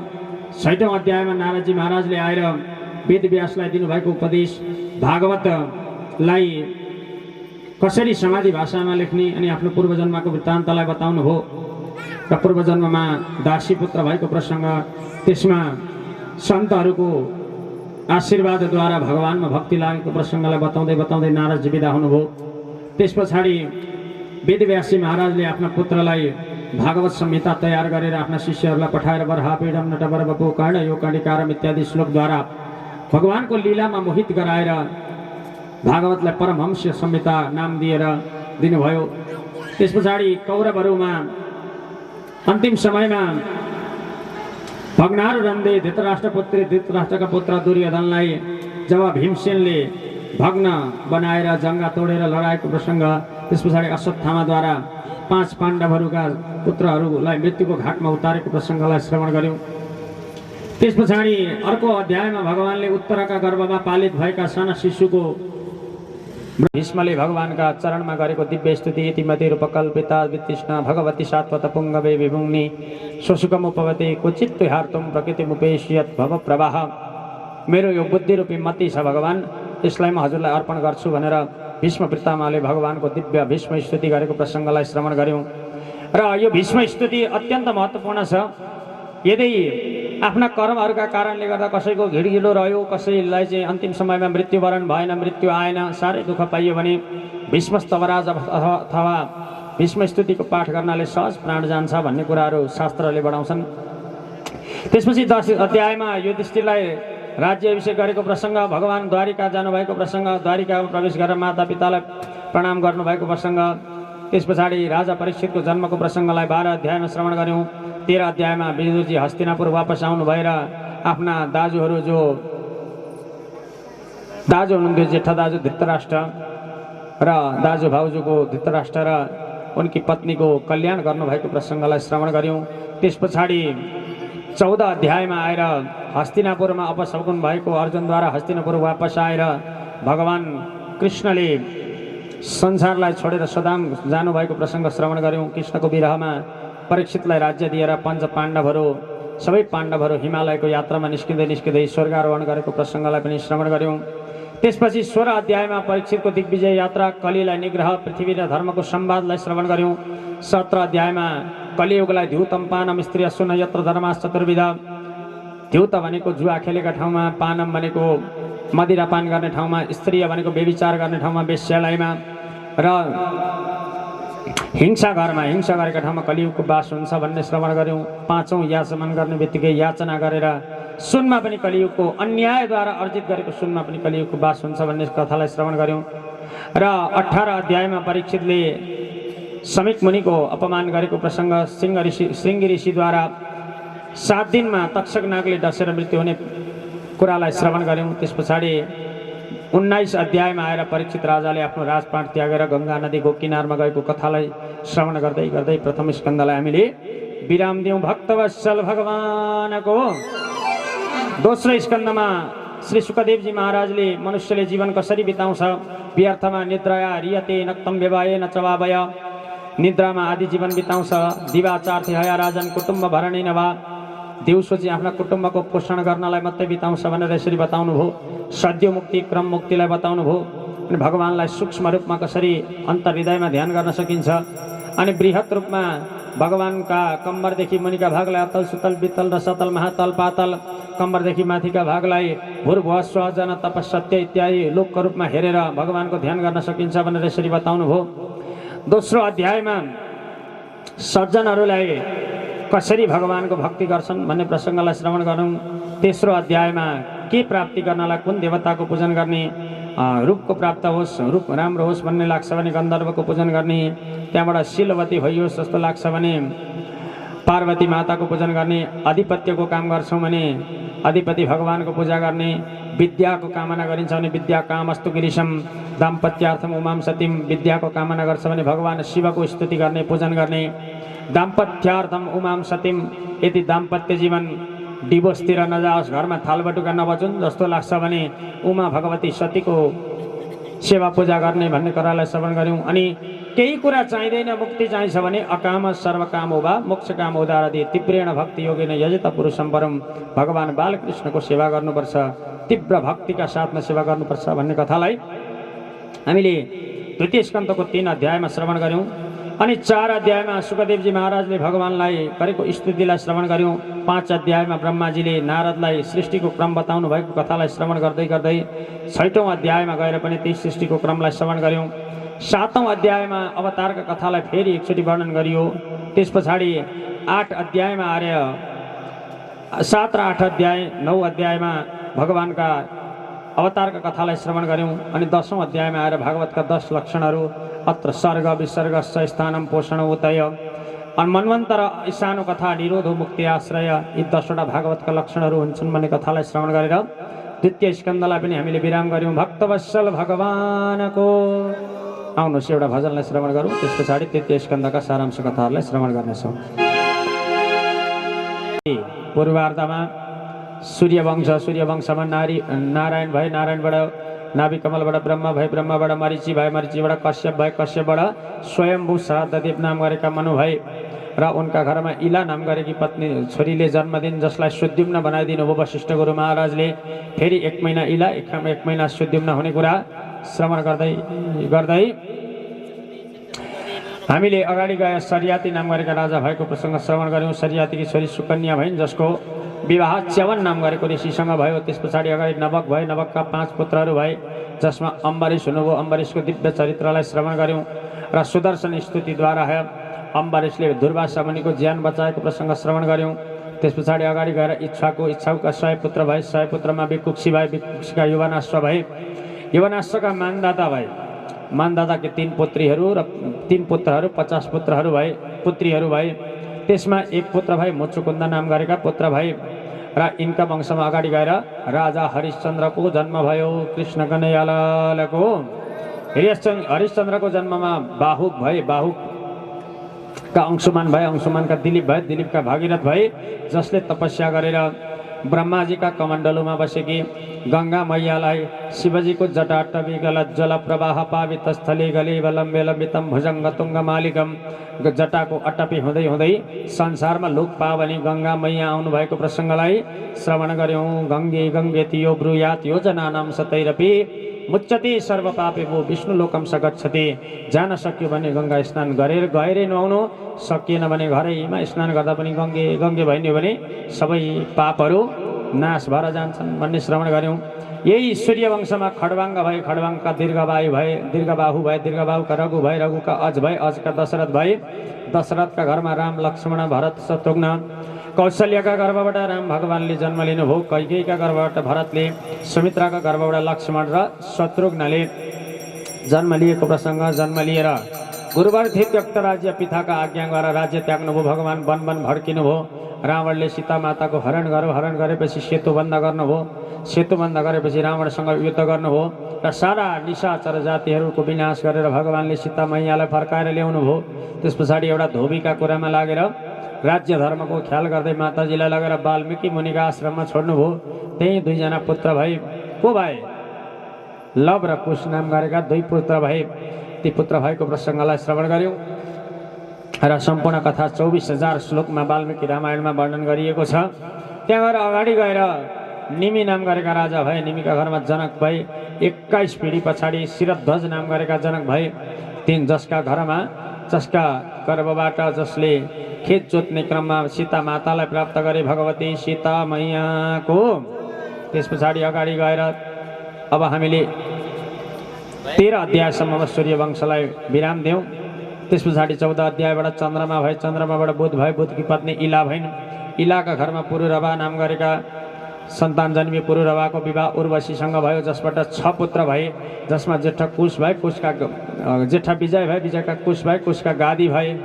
गादीका घरमा सत्यवती नाम गरेकी कन्या जन्मिन् जसको विवाह ऋचिक मुनिसँग भयो र उनका घरमा जमदग्नि नाम गरेका ऋषिले जन्म लिनुभयो जसको विवाह रेणुकासँग भयो जसका घरमा भगवान्ले परशुराम अवतार लिनुभयो परशुराम भगवानको। त्यस पछाडि अगाडि गएर चन्द्रवंशमा ययाति भए। ययातिका नहुस भए। आयु भए। आयुका नहुस भए। नहुसका ययाति भए। ययातिको विवाह देवयानी र शर्विष्ठा नाम गरेकी दुई कन्याहरूसँग भयो। देवयानीबाट यदु र तुर्वसु नाम गरेका सन्तान जन्मिए भने शर्मिष्ठाबाट द्रुयु अनु र पुरु नाम गरेका सन्तान जन्मिए। जसमा यदु वंशमा 21 वंश पश्चात 21 कुल पश्चात चाहिँ भगवान् कृष्णले जन्म लिनुभयो। त्यसै गरी पुरु वंशमा आएर पाण्डवहरू भए। पुरु वंशमा आएर कौरवहरू भए र तिनै कौरवका सन्तान तिमी पनि हौ परीक्षित राजा भनेर सुखदेव मामुनिले बताउनु भयो। भगवान् कृष्णले मथुरामा जेलमा जन्म लिनुभयो। त्यहाँबाट गोकुल आउनुभयो। गोकुलबाट वृन्दावन जानुभयो। वृन्दावनबाट मथुरा जानुभयो भन्ने कथा श्रवण गरिसकेपछि राजा परीक्षितले सम्पूर्ण कथा श्रवण गर्ने इच्छा जाहेर गरेपछि 9औं स्कन्धलाई पनि हामीले भगवानका चरणमा अर्पण गर्यौँ। भक्तवत्सल भगवानको 10औं स्कन्धको 1 अध्यायमा पृथ्वीले अधर्मको भारलाई सहन नसकेपछि गौरूप लिएर भगवान् ब्रह्माजीका पासमा गएको कुरा र भगवान् चाहिँ म वसुदेव गृहे साक्षात् भगवान् पुरुष पर वसुदेवका घरमा जन्म लिन्छु भनेपछि सारा देवताहरू आफ्नो अंश लिएर कोही ग्वाला भए, कोही गोपी भए, कोही मधुमङ्गल भए, कोही तनसुका, कोही धनसुका, कोही मनसुका, कोही ब्रजवनिता भए, कोही ब्रजको वृक्षा भएको प्रसङ्गलाई श्रवण गर्यौँ। त्यस पछाडि वसुदेव र देवकीको विवाह अनि आकाशवाणीमा अष्टम ग्रहले तिमीलाई मार्छ है भन्ने कुरा अनि वसुदेवले आफ्नी बहिनीलाई मार्न खोजेको कुरा कंसले आफ्नी बहिनीलाई मार्न खोजेको कुरा वसुदेवजीले बिचमा रोकेर म सारा पुत्रम समर्पयिष्यामि सारा पुत्रहरूलाई म तपाईँलाई अर्पण गरिदिन्छु भनेर छोडेको प्रसङ्ग। पहिलो सन्तानको रूपमा कृतिमन्त भए। कृतिमन्तलाई पनि मारे कंसले मार्दै जब 6औं गर्भसम्म मारे। 7औं गर्भ भगवान् शेष आउनुभयो। शेषलाई योगमायालाई आदेश दिएर भगवान्ले देवकीका गर्भमा भएकी शेषलाई ल्याएर आकर्षण गराइदिनु भयो। रोहिणीका गर्भमा आकर्षण गराइदिनु भयो। 8औं गर्भका रूपमा भगवान् गर्भमा आएको प्रसङ्ग त्यहाँबाट देवताहरूले स्तुति गरेको प्रसङ्गलाई श्रवण गरेर भागवतको 10औं स्कन्धको 3 अध्यायमा भगवान् प्राकट्य हुनुभएको प्रसङ्ग श्रवण गर्यौँ बालकृष्ण भगवानको। त्यस पछाडि प्रकट भइसकेपछि वसुदेवले टोकरीमा बोकेर गोकुल ल्याउनु भयो अनि त्यहाँबाट कन्यालाई लानुभयो। कन्या अष्टभुजी भएर जयन्ती मङ्गला काली भद्रकाली कपालिनी दुर्गा क्षमा शिवा दात्री स्वास्वदा नमोस्तुते इत्यादि रूपमा सारा जगतको कल्याण गर्दै बस्न लागिन्। र त्यस पछाडि कंसलाई जब यस्तो देवीको दर्शन भयो उसले सबै अब ब्रजमा जन्मिएका 2-3 महिनाभित्रका सबै बालकहरूलाई मारिदिनु भनेर पुतना पठाए। पुतना लक्ष्मी स्वरूपिणी भएर भगवान् कृष्ण भएका ठाउँमा आइन्।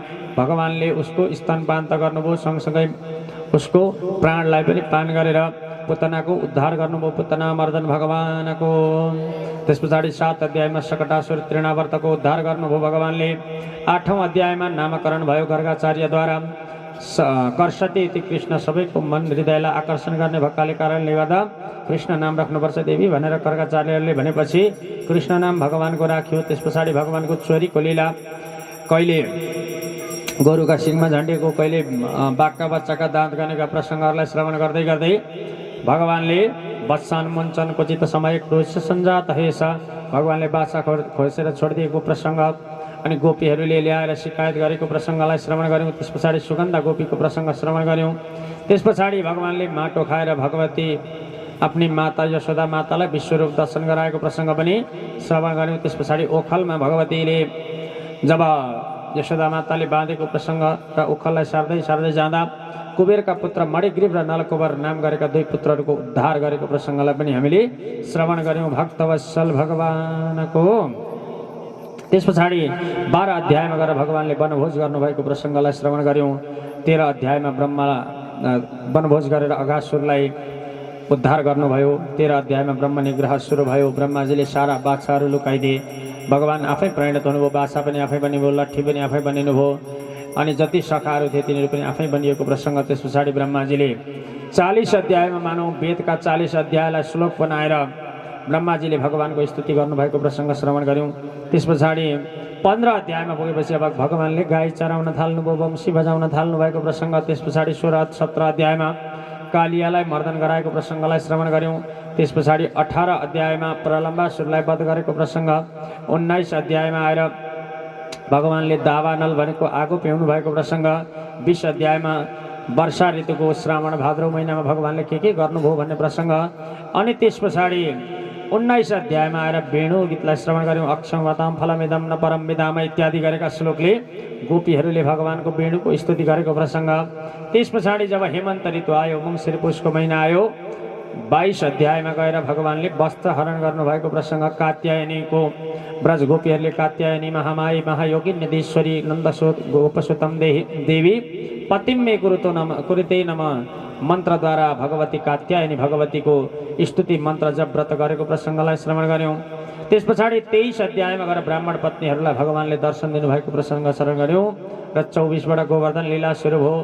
25 अध्यायमा गएर 24 अध्यायमा गोवर्धनको पूजा गऱ्यौँ हामीले र 25 अध्यायमा गएर इन्द्रले साम्वर्तक नाम गरेको प्रलयकालीन मेघद्वारा वर्षात गराउन थालेपछि भगवानले 7 वर्षका कृष्णले 7 कोषको सारा त्यो जुन गोवर्धन पर्वत थियो 7 दिन 7 रातसम्म आफ्ना दाहिने हातका कान्छी औँलामा धारण गर्नुभएको प्रसङ्ग श्रवण गऱ्यौँ गोवर्धननाथ भगवानको। त्यस पछाडि 27 अध्यायमा आएर इन्द्रजीले क्षमा मागे। 28 अध्यायमा वरुणद्वारा हरण गरिएका नन्द बाबालाई कृष्ण भगवानले ल्याएर फेरि उद्धार गरेर ल्याउनु भएको प्रसङ्ग श्रवण गऱ्यौँ। त्यस पछाडि 19बाट 33सम्म रास पञ्चाध्याय रास दिव्य रास, जहाँ भगवानले भगवान अपिता रात्रि शरदोत्फुल्ल मल्लिका भिक्षरन्तम मनस्सक्रिय योगमाया मुपाश्रिता योगमायाको आड लिएर भगवानले रास गर्नुभएको प्रसङ्ग। रासमा गोपिनीहरूलाई घमण्ड भएको प्रसङ्ग। त्यहाँबाट भगवान अन्तर ध्यान भएको प्रसङ्गलाई श्रवण गऱ्यौँ। त्यस पछाडि गोपिनीहरूले भगवानको विरहमा गीत गाएको प्रसङ्ग। जयति तेधिकं जन्मना व्रज श्रयत हिन्दिरा शश्वदत्रयी दयित दृश्यतां दीक्षुतावकाश त्वयि धिता सवस्त्वं विचिन्वते। जब ब्रज गोपीहरूले भगवानको विभिन्न तरिकाले स्तुति गरे गोपी गीतद्वारा अनि भगवान फेरि प्रकट भएर गलभैया डालेर सारा जति गोपी त्यति भगवान भएर रास रचाउनु भएको महारास प्रारम्भ भएको प्रसङ्गलाई श्रवण गऱ्यौँ। त्यस पछाडि 24 अध्यायमा आएर भगवान आफ्ना माता पिता सहित पशुपतिमा आएर सुदर्शन नाम गरेको विद्याधरलाई उद्धार गरेको प्रसङ्गलाई र त्यहीँनिर शङ्खचूडको पनि उद्धार गरेको प्रसङ्गलाई श्रवण गऱ्यौँ भक्तवत्सल भगवानको। त्यसपछि 25 अध्यायमा आएर प्रश्नोत्तरी गीत युगल गीत वाम बाहुकृत वाम कपोलो इत्यादि गर्दै गोपिनीहरू भगवान गौचारण गर्न वनमा गएका बेला कस्तो कस्तो भगवानको रूपको सौन्दर्यको वर्णन गर्थे भन्ने कथालाई श्रवण गऱ्यौँ। त्यस पछाडि 36 अध्यायमा अरिष्टासुरवध नारदजी कंसका दरबारमा जानुभयो र तेरो अष्टम गर्भ जसले तँलाई मृत्यु हुन्छ तेरो काल भनेको त्यही कृष्ण हो भन्ने बताइदिनु भयो। अब त्यस पछाडि 37 अध्यायमा अक्रूरजी आउनुभयो। 38 अध्यायमा भगवान मथुरा जानलाई ठिक पर्नुभयो माताजीले गरेको विलापको प्रसङ्ग। त्यस पछाडि गोपिनीहरू रथ अगाडि आएर लम्पसा परेर लडेको प्रसङ्गलाई गराएको प्रसङ्गलाई पनि श्रवण गऱ्यौँ। त्यस पछाडि सुखदेवजी महाराज बिदा हुँदै भागवतलाई यहीँ भागवत भगवानको यी बाणीहरूलाई हामीले भागवत भगवान अर्पण गर्यौँ। श्री भागवत भगवानको यथाधितम यथामति भागवत भगवानमा अर्पण गर्यौँ। र गोत्रीय काफ्ले परिवारले, जसमा लीलामाया काफ्ले, कृष्ण काफ्ले मुख्य यजमान भएर, र म चाहिँ अब धेरैजनाले त लगभग सबैले चिन्नुहुन्छ, म यो घरको कान्छी दिदी जो हाम्रै र आयोजना गर्नुभयो, बोलाउनु भयो। जीवनमा ज्ञान भनेको कुरा लिएर लिन सकिँदैन, पूर्ण कहिले पनि हुन सकिँदैन। र मैले पनि जानेको त्यस्तो धेरै केही पनि छैन। भागवत त्यसरी व्याकरण पढेर अनि सिद्धान्त पढेर के पढेर 10औं-20औं वर्ष साधना गरेर साधना सिद्ध भएर आएको होइन। जति जे बोल्दैछु, जति जे गर्दैछु, सम्पूर्ण पूर्वजहरूको आशीर्वाद हो। पूर्वजहरू सायद खुसी हुनुहुन्छ होला, पूर्व जन्ममा केही शुभ कर्म गरिएको थियो होला, उहाँहरूले खुसी भएर आज आशीर्वाद दिँदै हुनुहुन्छ होला, र भगवानको पनि केही न केही आशीर्वाद छ होला। र म हिजो अस्तिसम्म मेरो +2 पढाइ विज्ञान विषयमा हो, त्यस पछाडि कम्प्युटरमा डिप्लोमा छ, कम्प्युटर सिकाएर यहाँ डुम्री सिपारी आएर पढाएर अनि पछि भागेर वृन्दावन गएर यो भागवत कथा पढेर आएको म। सानैदेखि संस्कृत भाषाको मर्मज्ञ भने होइन, तर भगवानको कृपा यस्तो भयो यसपालि कथा नभनेको लगभग भक्ति ठुलोबाका घरदेखि पछाडि एउटा कथा नत्र पनि भनेको थिएन। थोरै डर पनि थियो, के भन्ने होला, कसरी गर्ने होला। अब यो क्षेत्र याङबरक क्षेत्र भनेको विद्वान संस्कृतका मूर्धन्य विद्वानहरू भएको ठाउँ हो, र त्यस्ता ठाउँमा गएर अब बिचमा अड्किन्छ कि अकमकिन्छ कि भन्दै डराउँदै आएको। तर भगवानको खुब कृपा भयो, कथा बडा राम्रो भयो, दिव्य भयो। भक्तजनहरूले पनि चाख दिएर श्रवण गरिदिनु भयो। र अब सत्सङ्ग भगवत कथा भनेको हरिकथा, हरि अनन्त हरिकथा अनन्त भागवतका कथाहरूलाई 7 दिनमा पूर्ण गर्न सकिँदैन। यो सागर हो। सागरमा जसले जति गएर जति उठाउन सकिन्छ, गाग्रो लिएर गयो भने गाग्रोभरि पाइन्छ, लोटा लिएर गयो भने लोटाभरि पाइन्छ, चम्ची लिएर गयो भने चम्चीभरि मात्रै पाइन्छ, खाली हात गयो भने यसो मुखमा आचमन गरेर मात्रै पनि आउनुपर्ने हुनसक्छ। र मैले कति दिन सकेँ र मैले दिएको कति लिन सक्नुभयो, यो कुरा त अब उनै भगवान् परब्रह्म परमात्मालाई मात्रै थाहा छ। र अन्तिममा सार के हो भने, हामीले बिर्सिन नहुने कुरा के हो भने, भागवत प्राय पितृहरूका लागि लगाइन्छ।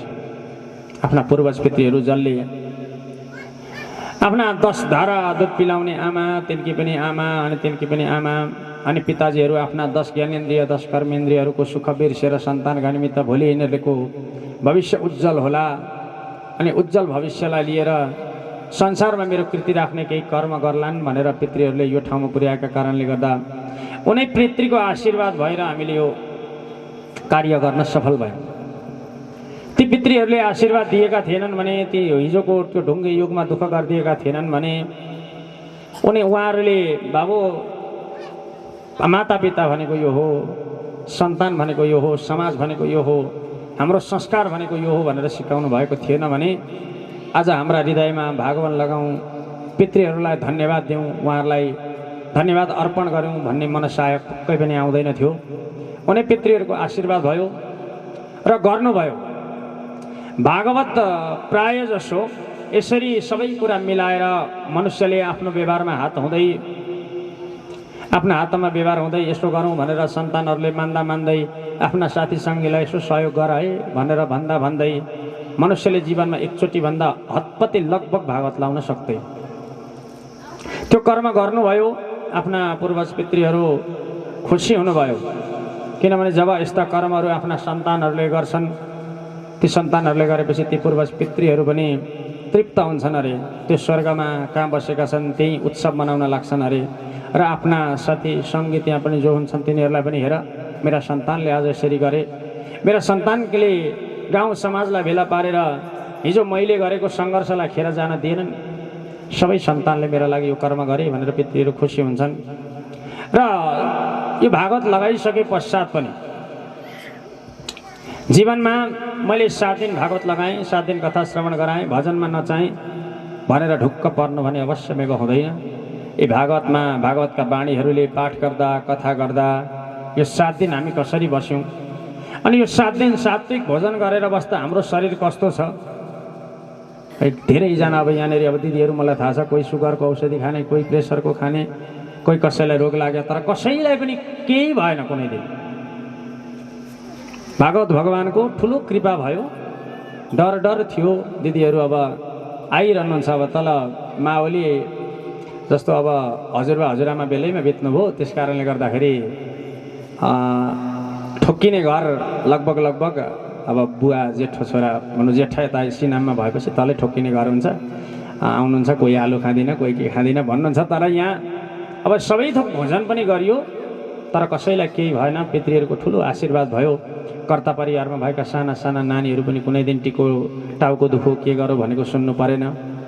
ठुलदिदीको एउटा ठुलो तुस थियो मनमा ठुलदिदी आइपुग्नुहुन्न कि नानी बिरामी छन् भन्ने थिए त्यो पनि भागवत भगवानको बडा ठुलो कृपा भयो। दिदी टुप्लुक्क आइपुग्नु भयो त्यसमा पनि सन्तोष गर्ने ठाउँ भयो र अब केही रहेन हृदयमा मैले यस्तो चाहिँ गर्न पाइनँ भन्ने कुरा सायद मलाई लाग्छ केही पनि रहेन। त्यसमाथि पनि अब धेरैजना दिदीहरू सबैजना भेला हुनुभयो प्रायः अब सबै टाढा टाढाबाट हाम्रा अन्तरे बिनाजु 7 दिनदेखि बस्नु भएको छ नाचिराख्नु भएको छ। काइला बिनाजु आइपुग्नु भयो साइला बिनाजु आइपुग्नु भयो ठुलुबा आउनु भएको छ दाजुहरू अब 2-3 जना आइपुगे भाउजूहरू हुनुहुन्छ सबै भेला भएर यसरी भागवत लगाउन पाउनु सानो पुण्यले यो कर्म हुँदैन है। जन्मान्तरे भवेत् पुण्यम तदा भागवतम लभेत्। पूर्व जन्ममा यो जन्ममा मात्रै नभएर मातापिता आफ्ना सासू ससुराको पनि साह्रो राम्रो सेवा गर्नुभएको रहेछ भन्ने अनुभूति भयो र ठुलो भाग्यले मात्रै यसरी आफ्ना शाखा सन्तानहरूलाई आफ्ना इष्टमित्रहरूलाई भागवत श्रवण गराउन पाइन्छ त्यो कुरा पूर्ण भयो। र जानी नजानी बोल्ने क्रममा अब म यहाँ हुने मध्ये लगभग 80% व्यक्तिहरूभन्दा सानो उमेरको म भर्खर 26-27 वर्ष पुग्दैछु र हजुरहरू उमेरको हिसाबले ज्ञानको हिसाबले अनुभवको हिसाबले हजुरहरू मभन्दा धेरै माथि हुनुहुन्छ र केही गर्ने क्रममा बोल्ने क्रममा अनि बाहिर फेर यताउता गर्ने क्रममा सिक्ने सिकाउने क्रममा केही गल्ती कमजोरीहरू भयो भने मेरो भाइ हो मेरो सन्तान हो मेरो नाति हो भन्ने कुरालाई सम्झेर हजुरहरूले क्षमा गर्नुहुनेछ र म विशेष धन्यवाद दिन चाहन्छु।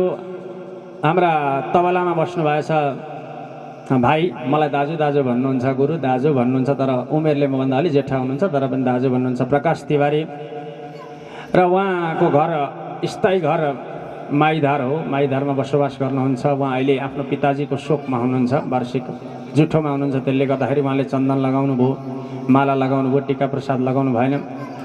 उहाँलाई मैले फोन गरेर भाइ यस्तो यस्तो कार्यक्रम छ जानुपर्छ है माथि पहाडतिर भन्दा हुन्छ गुरु भनेर आइदिनु भयो सहज तरिकाले बसिदिनु भयो। भक्तहरूलाई बडा आनन्द दिलाउँदै 7 दिनसम्म तबला बजाइदिनु भयो। उहाँका लागि एकचोटि जोरदार ताली बजाइदिनु होला सबैले उहाँलाई पनि धन्यवाद।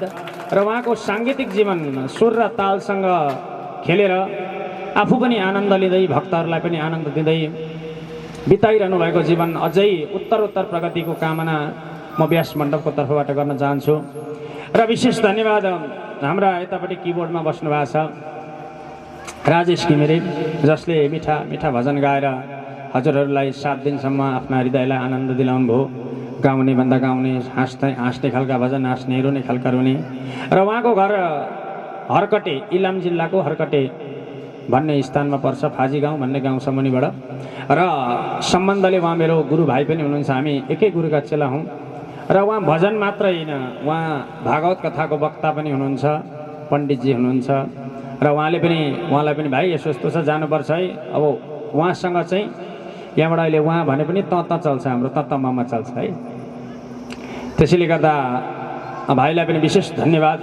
आउँदा दिनहरूमा भागवत भगवानको खुब कृपा होस्।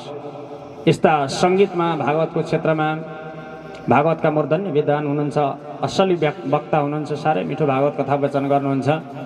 उहाँको पनि उत्तर प्रगति होस् भन्ने कामना सहित हजुरहरू सबैले जोरदार ताली बजाउनु होला। र साथमा हाम्रा गणपति गुरुदेव उहाँसँग चिन्जान भयो है। अब गणपति गुरुदेव अनि मामा पनि माउली गाउँका भाषी मामा भन्न पनि पाइयो। उहाँसँग चिन्जान भयो परम विद्वत गुरुदेव। हामीलाई यहाँ व्यासमा बस्दा केही नबोल्ने बोलियो भने पनि आयौँ को गणेश हुनुहुन्छ नि गणेश गुरु हाम्रै हुनुहुन्छ भन्नुभयो दिदीले। अब को हुनुहुन्छ नि बा मन मिल्दैन कि बा विचार मिल्दैन कि भरे यसो गरौँ भन्नुहोला गुरुजीले होइन यसो गर्नुपर्छ तिमीहरू जान्ने हुन्छौ केटा हो भन्नु होला। हुन्छ नि त त्यस्तो मिलाइँदैन विचारमा मिलिँदैन विचारमा मिलिँदैन कि भनेको हामीभन्दा सजिला हुनुहुँदो रहेछ गुरु। र उहाँले पनि साह्रै अत्यन्त धेरै खटेर कर्म गरिदिनु भयो, बिहानदेखि यजन पूजन इत्यादि। अनि यसो गरौँ गुरु, यसो गरौँ ल भन्दाखेरि कुनै कुरामा नाइ भन्नु भएन। उहाँले पनि, उहाँबाट पनि हामी धेरै कुरा सिकेर जाँदैछौँ। उहाँ अग्रज हुनुहुन्छ विद्वताको हिसाबले पनि, अनि त्यहाँबाट उमेरको हिसाबले पनि अग्रज हुनुहुन्छ। गुरुदेवको पनि उत्तर प्रगतिको अध्यात्ममा यसरी मन लागिरहोस् भन्ने कामना गर्दै गुरुदेवका लागि पनि जोरदार ताली बजाइदिनु हुनेछ हजुरहरूले। र साथमा हाम्रो वेदपाठी ब्रह्मचारी देवता कता गएको नि अहिले, अधिकारी भाइ यी छन् जय हो। र उहाँले पनि 7 दिनसम्म वेद पाठ, हाम्रो मूल त वेद नै हो, वेद पाठ गर्नुभयो। कहिले सप्तशती पाठ, कहिले रुद्री पाठ गरेर यो परिवारलाई एउटा अक्षुण सहयोग उहाँले पनि गर्नुभयो। र मलाई जहाँसम्म जानकारी भएअनुसार उहाँ भागवत अध्ययनरत हुनुहुन्छ, कथा गर्ने कुरामा अगाडि बढ्दै हुनुहुन्छ। हृदयमा भगवान्लाई धारण गरेर हाम्रो संस्कार संस्कृतिलाई जगेर्ना गर्ने कुरामा हजुरको सदा सर्वदा मन लागोस्।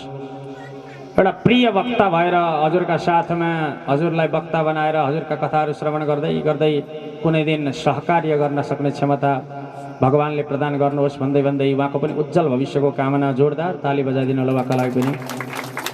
र हजुर हाम्रा सामान्यमा जो व्यासमा आसीन हुनुहुन्छ, अब उमेरले अलिकति मभन्दा कान्छो हुनुहुन्छ उहाँ चाहिँ है, र सम्बन्धले ज्वाइँ हुनुहुन्छ। हामी ज्वाइँ जेठान बसे यसपालि व्यासमा नि। र यो हाम्रो दोस्रो संयोग हो।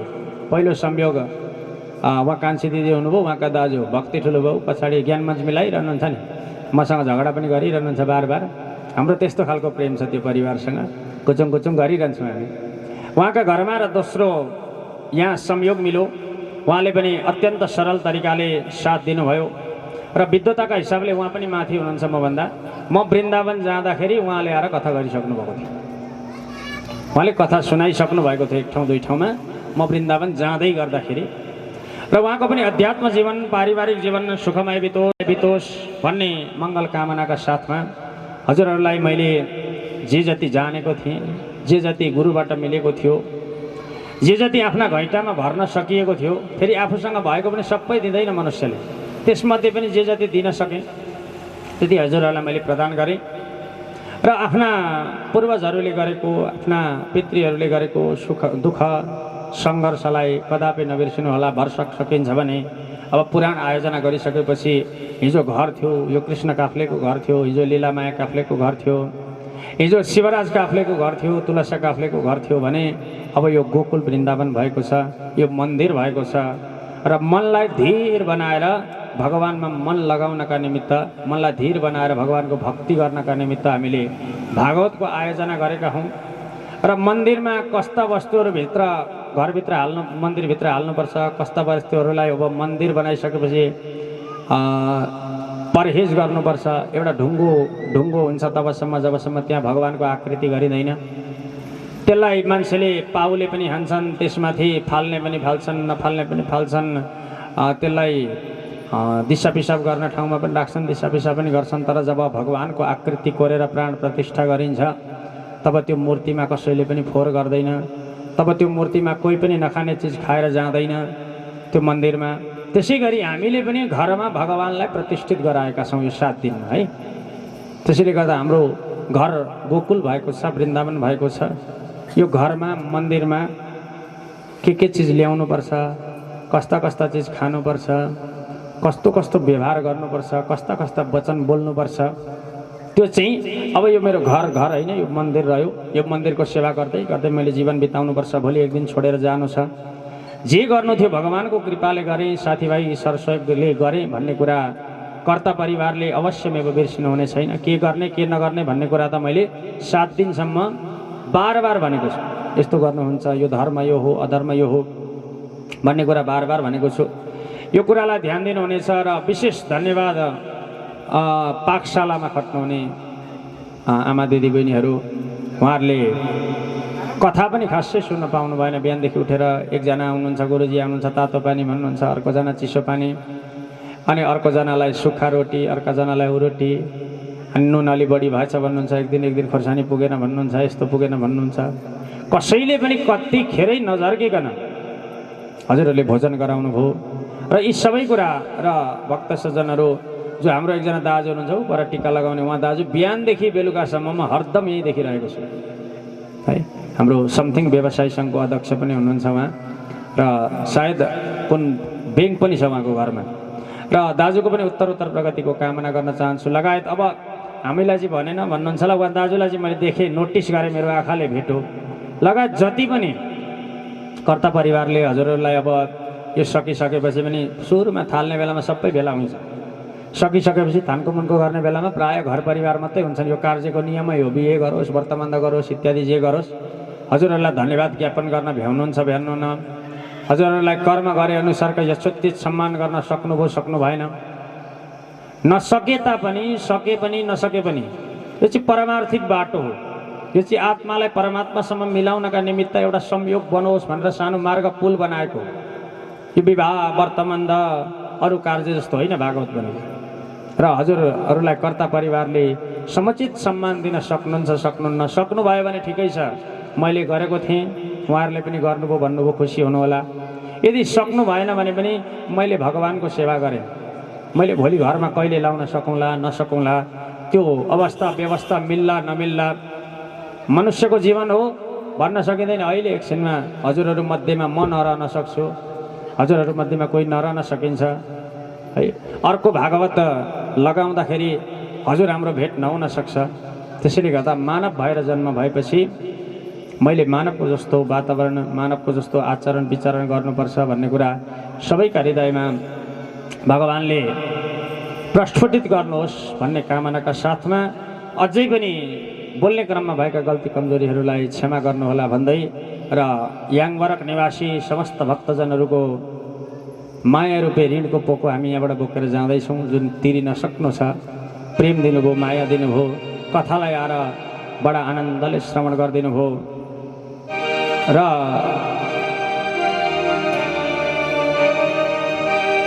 र साथसाथमा यो सानो मेरो ध्वनि यन्त्र जो म बोल्दैछु अहिले हजुरहरूका कानसम्म सहजै पुगेको छ, त्यसमा यो पण्डाल यति राम्रो दिव्य पण्डाल धारण गर्नुभएको छ। यसले हामीलाई चिसो तासो तातो दुवैबाट हजुर हामीलाई कथा सुन्ने सुनाउनेलाई जोगाएको छ। त्यसका प्रोभाइडर हाम्रा लिङ्गदेनजी समृद्धि टेन्ट हाउस का लिङ्गेजी, साथमा साना भाइहरू, भाइ साउन्ड मिलाऊ, यता बढाऊ, बेस बढाऊ, ट्रेबल बढाऊ भन्दा पनि नछौ अर्किकन हामीलाई 7 दिनसम्म। र बडा खुसीको कुरा के लाग्यो भने यसपालि स्वर सुकेन है। मेरो स्वर साह्रै सुक्थ्यो भागवत भन्दाखेरि। 4 दिन 5 दिन कृष्ण जन्म गराइसकेपछि स्वर छ्याप्पै बस्थ्यो, अनि के खानु, अदुवा खानु र लङ खानु पर्थ्यो। आज भाइहरूले यो ठाउँमा चाहिँ सायद साउन्ड साह्रै मजाले मिलाउनु भयो, के भयो आजसम्म स्वर जस्ताको त्यस्तै छ। र भाइहरूलाई पनि विशेष धन्यवाद। र समृद्धि टेन्ट हाउसको पनि उत्तर प्रगतिको खबर सुन्न पाइयोस् भन्ने कुरा गर्दै उहाँहरूका लागि पनि जोरदार ताली बजाइदिनु होला एकचोटि। भन्दै बोल्ने क्रमबाट भएका गल्ती कमजोरीहरूमा फेरि क्षमा माग्दै हजुरहरूको माया ममताको सधैँ ऋणी रहँदै र म बिर्सिँदै रहेछु हाम्रो चापागाई दाजु। हामीले अब जिस्किँदा ओर्दा यो क्यामेरा यो लामो जुन लिएर उहाँ जतिखेर घुम्नुहुन्थ्यो, भोलि पर्सि सम्झना होस्, भागवत लगाएका कुरा सम्झना होस्, अनि फेसबुकमा हाल्न पाइयोस्, कता युट्युबमा हाल्न पाइयोस्, भिडियो फोटो सबै खिचिदिनु भयो। र जिस्क्याउन पनि धेरै थोक भनेर म चाहिँ जिस्काइरहेँ, कहिले रिसाउनु भएन, कहिले त्यो अब क्यामेराको अगाडि हेरौँ हात्तीको सुड जस्तो चाहिँ हेलो सुडे दाजु भन्यो के भन्यो है। ती कुराहरूलाई पनि मनमा नलिनु होला। अगाडिका दिनहरूमा पनि हामी सहकार्य गर्ने वातावरण भगवानले बनाउनु भन्दै याङवरक निवासी सम्पूर्ण आमा बुवा दाजुभाइ दिदीबहिनीहरूलाई यसपालिको गणेश चोक बसाई हामी अब बस्न त भोलि हाम्रो यज्ञको पूर्णाहुति भएको छैन, भोलि हवन हुन्छ र बेलुका जागरण पनि हुन्छ। तर कथाको हिसाबले, भागवत कथाको हिसाबले हामी यो अन्तिम सत्रमा बस्दैछौँ। यहाँबाट ओर्लिएपछि अब फेरि कथा गर्न भनेर भागवतको पुस्तक खोलेर हामी बस्दैन है। अरू अब सत्सङ्ग होलान्, केही होलान्, बेलुका अब जागरणको दिन छ, ज्ञान मञ्च होलान्, अब रिचार्ज कतिजना ल्याउनु भएको छ ती चिजहरू होलान्। र यसपालिको बसाइलाई हजुरहरूसँग बिदा माग्दै भगवानको कृपा भए र भक्तहरूको कृपा भए, हजुरहरूले बोलाउनु भए, हजुरहरूका घर आँगनमा आएर भगवानका गुणानुवाद गाउने कुनै अवसर मिले पक्कै पनि नचुक्ने बाचा गर्दै बोल्ने क्रमबाट र सम्पूर्ण भागवतका कथा गर्ने क्रमबाट म विराम लिँदै श्रद्धेय व्यासाचार्य गुरुदेवलाई पनि आफ्ना अमृत वाणीहरूद्वारा भक्त भागवतहरूलाई सम्मान जनाउँदै धन्यवाद ज्ञापन गरिदिनु हुन अनुरोध गर्दै बोल्ने क्रमबाट म पनि बिदा हुन चाहन्छु। पूर्णमद पूर्णमिदं पूर्णात् पूर्णमुदच्यते पूर्णस्य पूर्णमादाय पूर्णमेवावशिष्यते। ओम शान्ति। भक्तवत्सल भगवानको जय हो।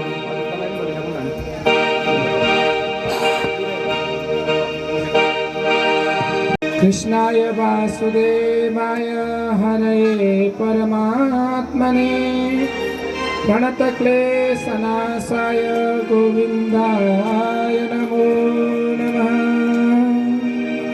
श्रीमद् भागवत सप्ताह के महायज्ञ को कथा पाठ र निमन्त्रणलाई सहस्र स्वीकार गर्दै आफ्ना कार्यव्यस्ततालाई छोडेर बिर्सेर केही समय त्यहाँ जाउँ न हो, सत्सङ्ग हुँदै रहेछ, भागवतका कथा हुँदै रहेछन् भनेर आउनुहुने समस्त मेरा ममतामयी माता, भावमयी पिता, धर्म प्राणमयी दाजुभाइ तथा दिदीबहिनी सबैजनालाई राधे राधेको अभिवादन गर्दै समस्त हाम्रा परम पूजनीय परम वन्दनीय श्रद्धेय गुरुदेवका मुखारविन्दबाट हजुरहरूलाई धन्यवाद ज्ञापन साथमा सबैलाई सम्मान भागवत भगवानको कृपा सधैँ बनिरहोस् भन्दै भन्दै गुरुदेवले आफ्ना वचनलाई टुङ्गिनु भएको थियो।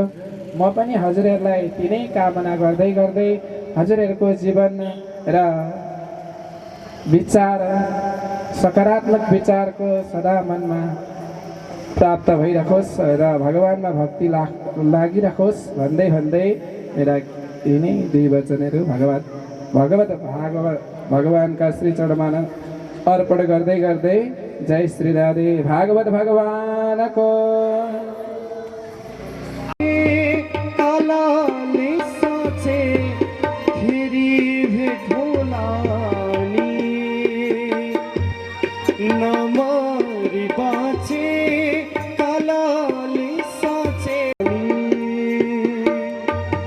हजुरको आशिष मिले मा प्यारो हरि नाम गाउला नि,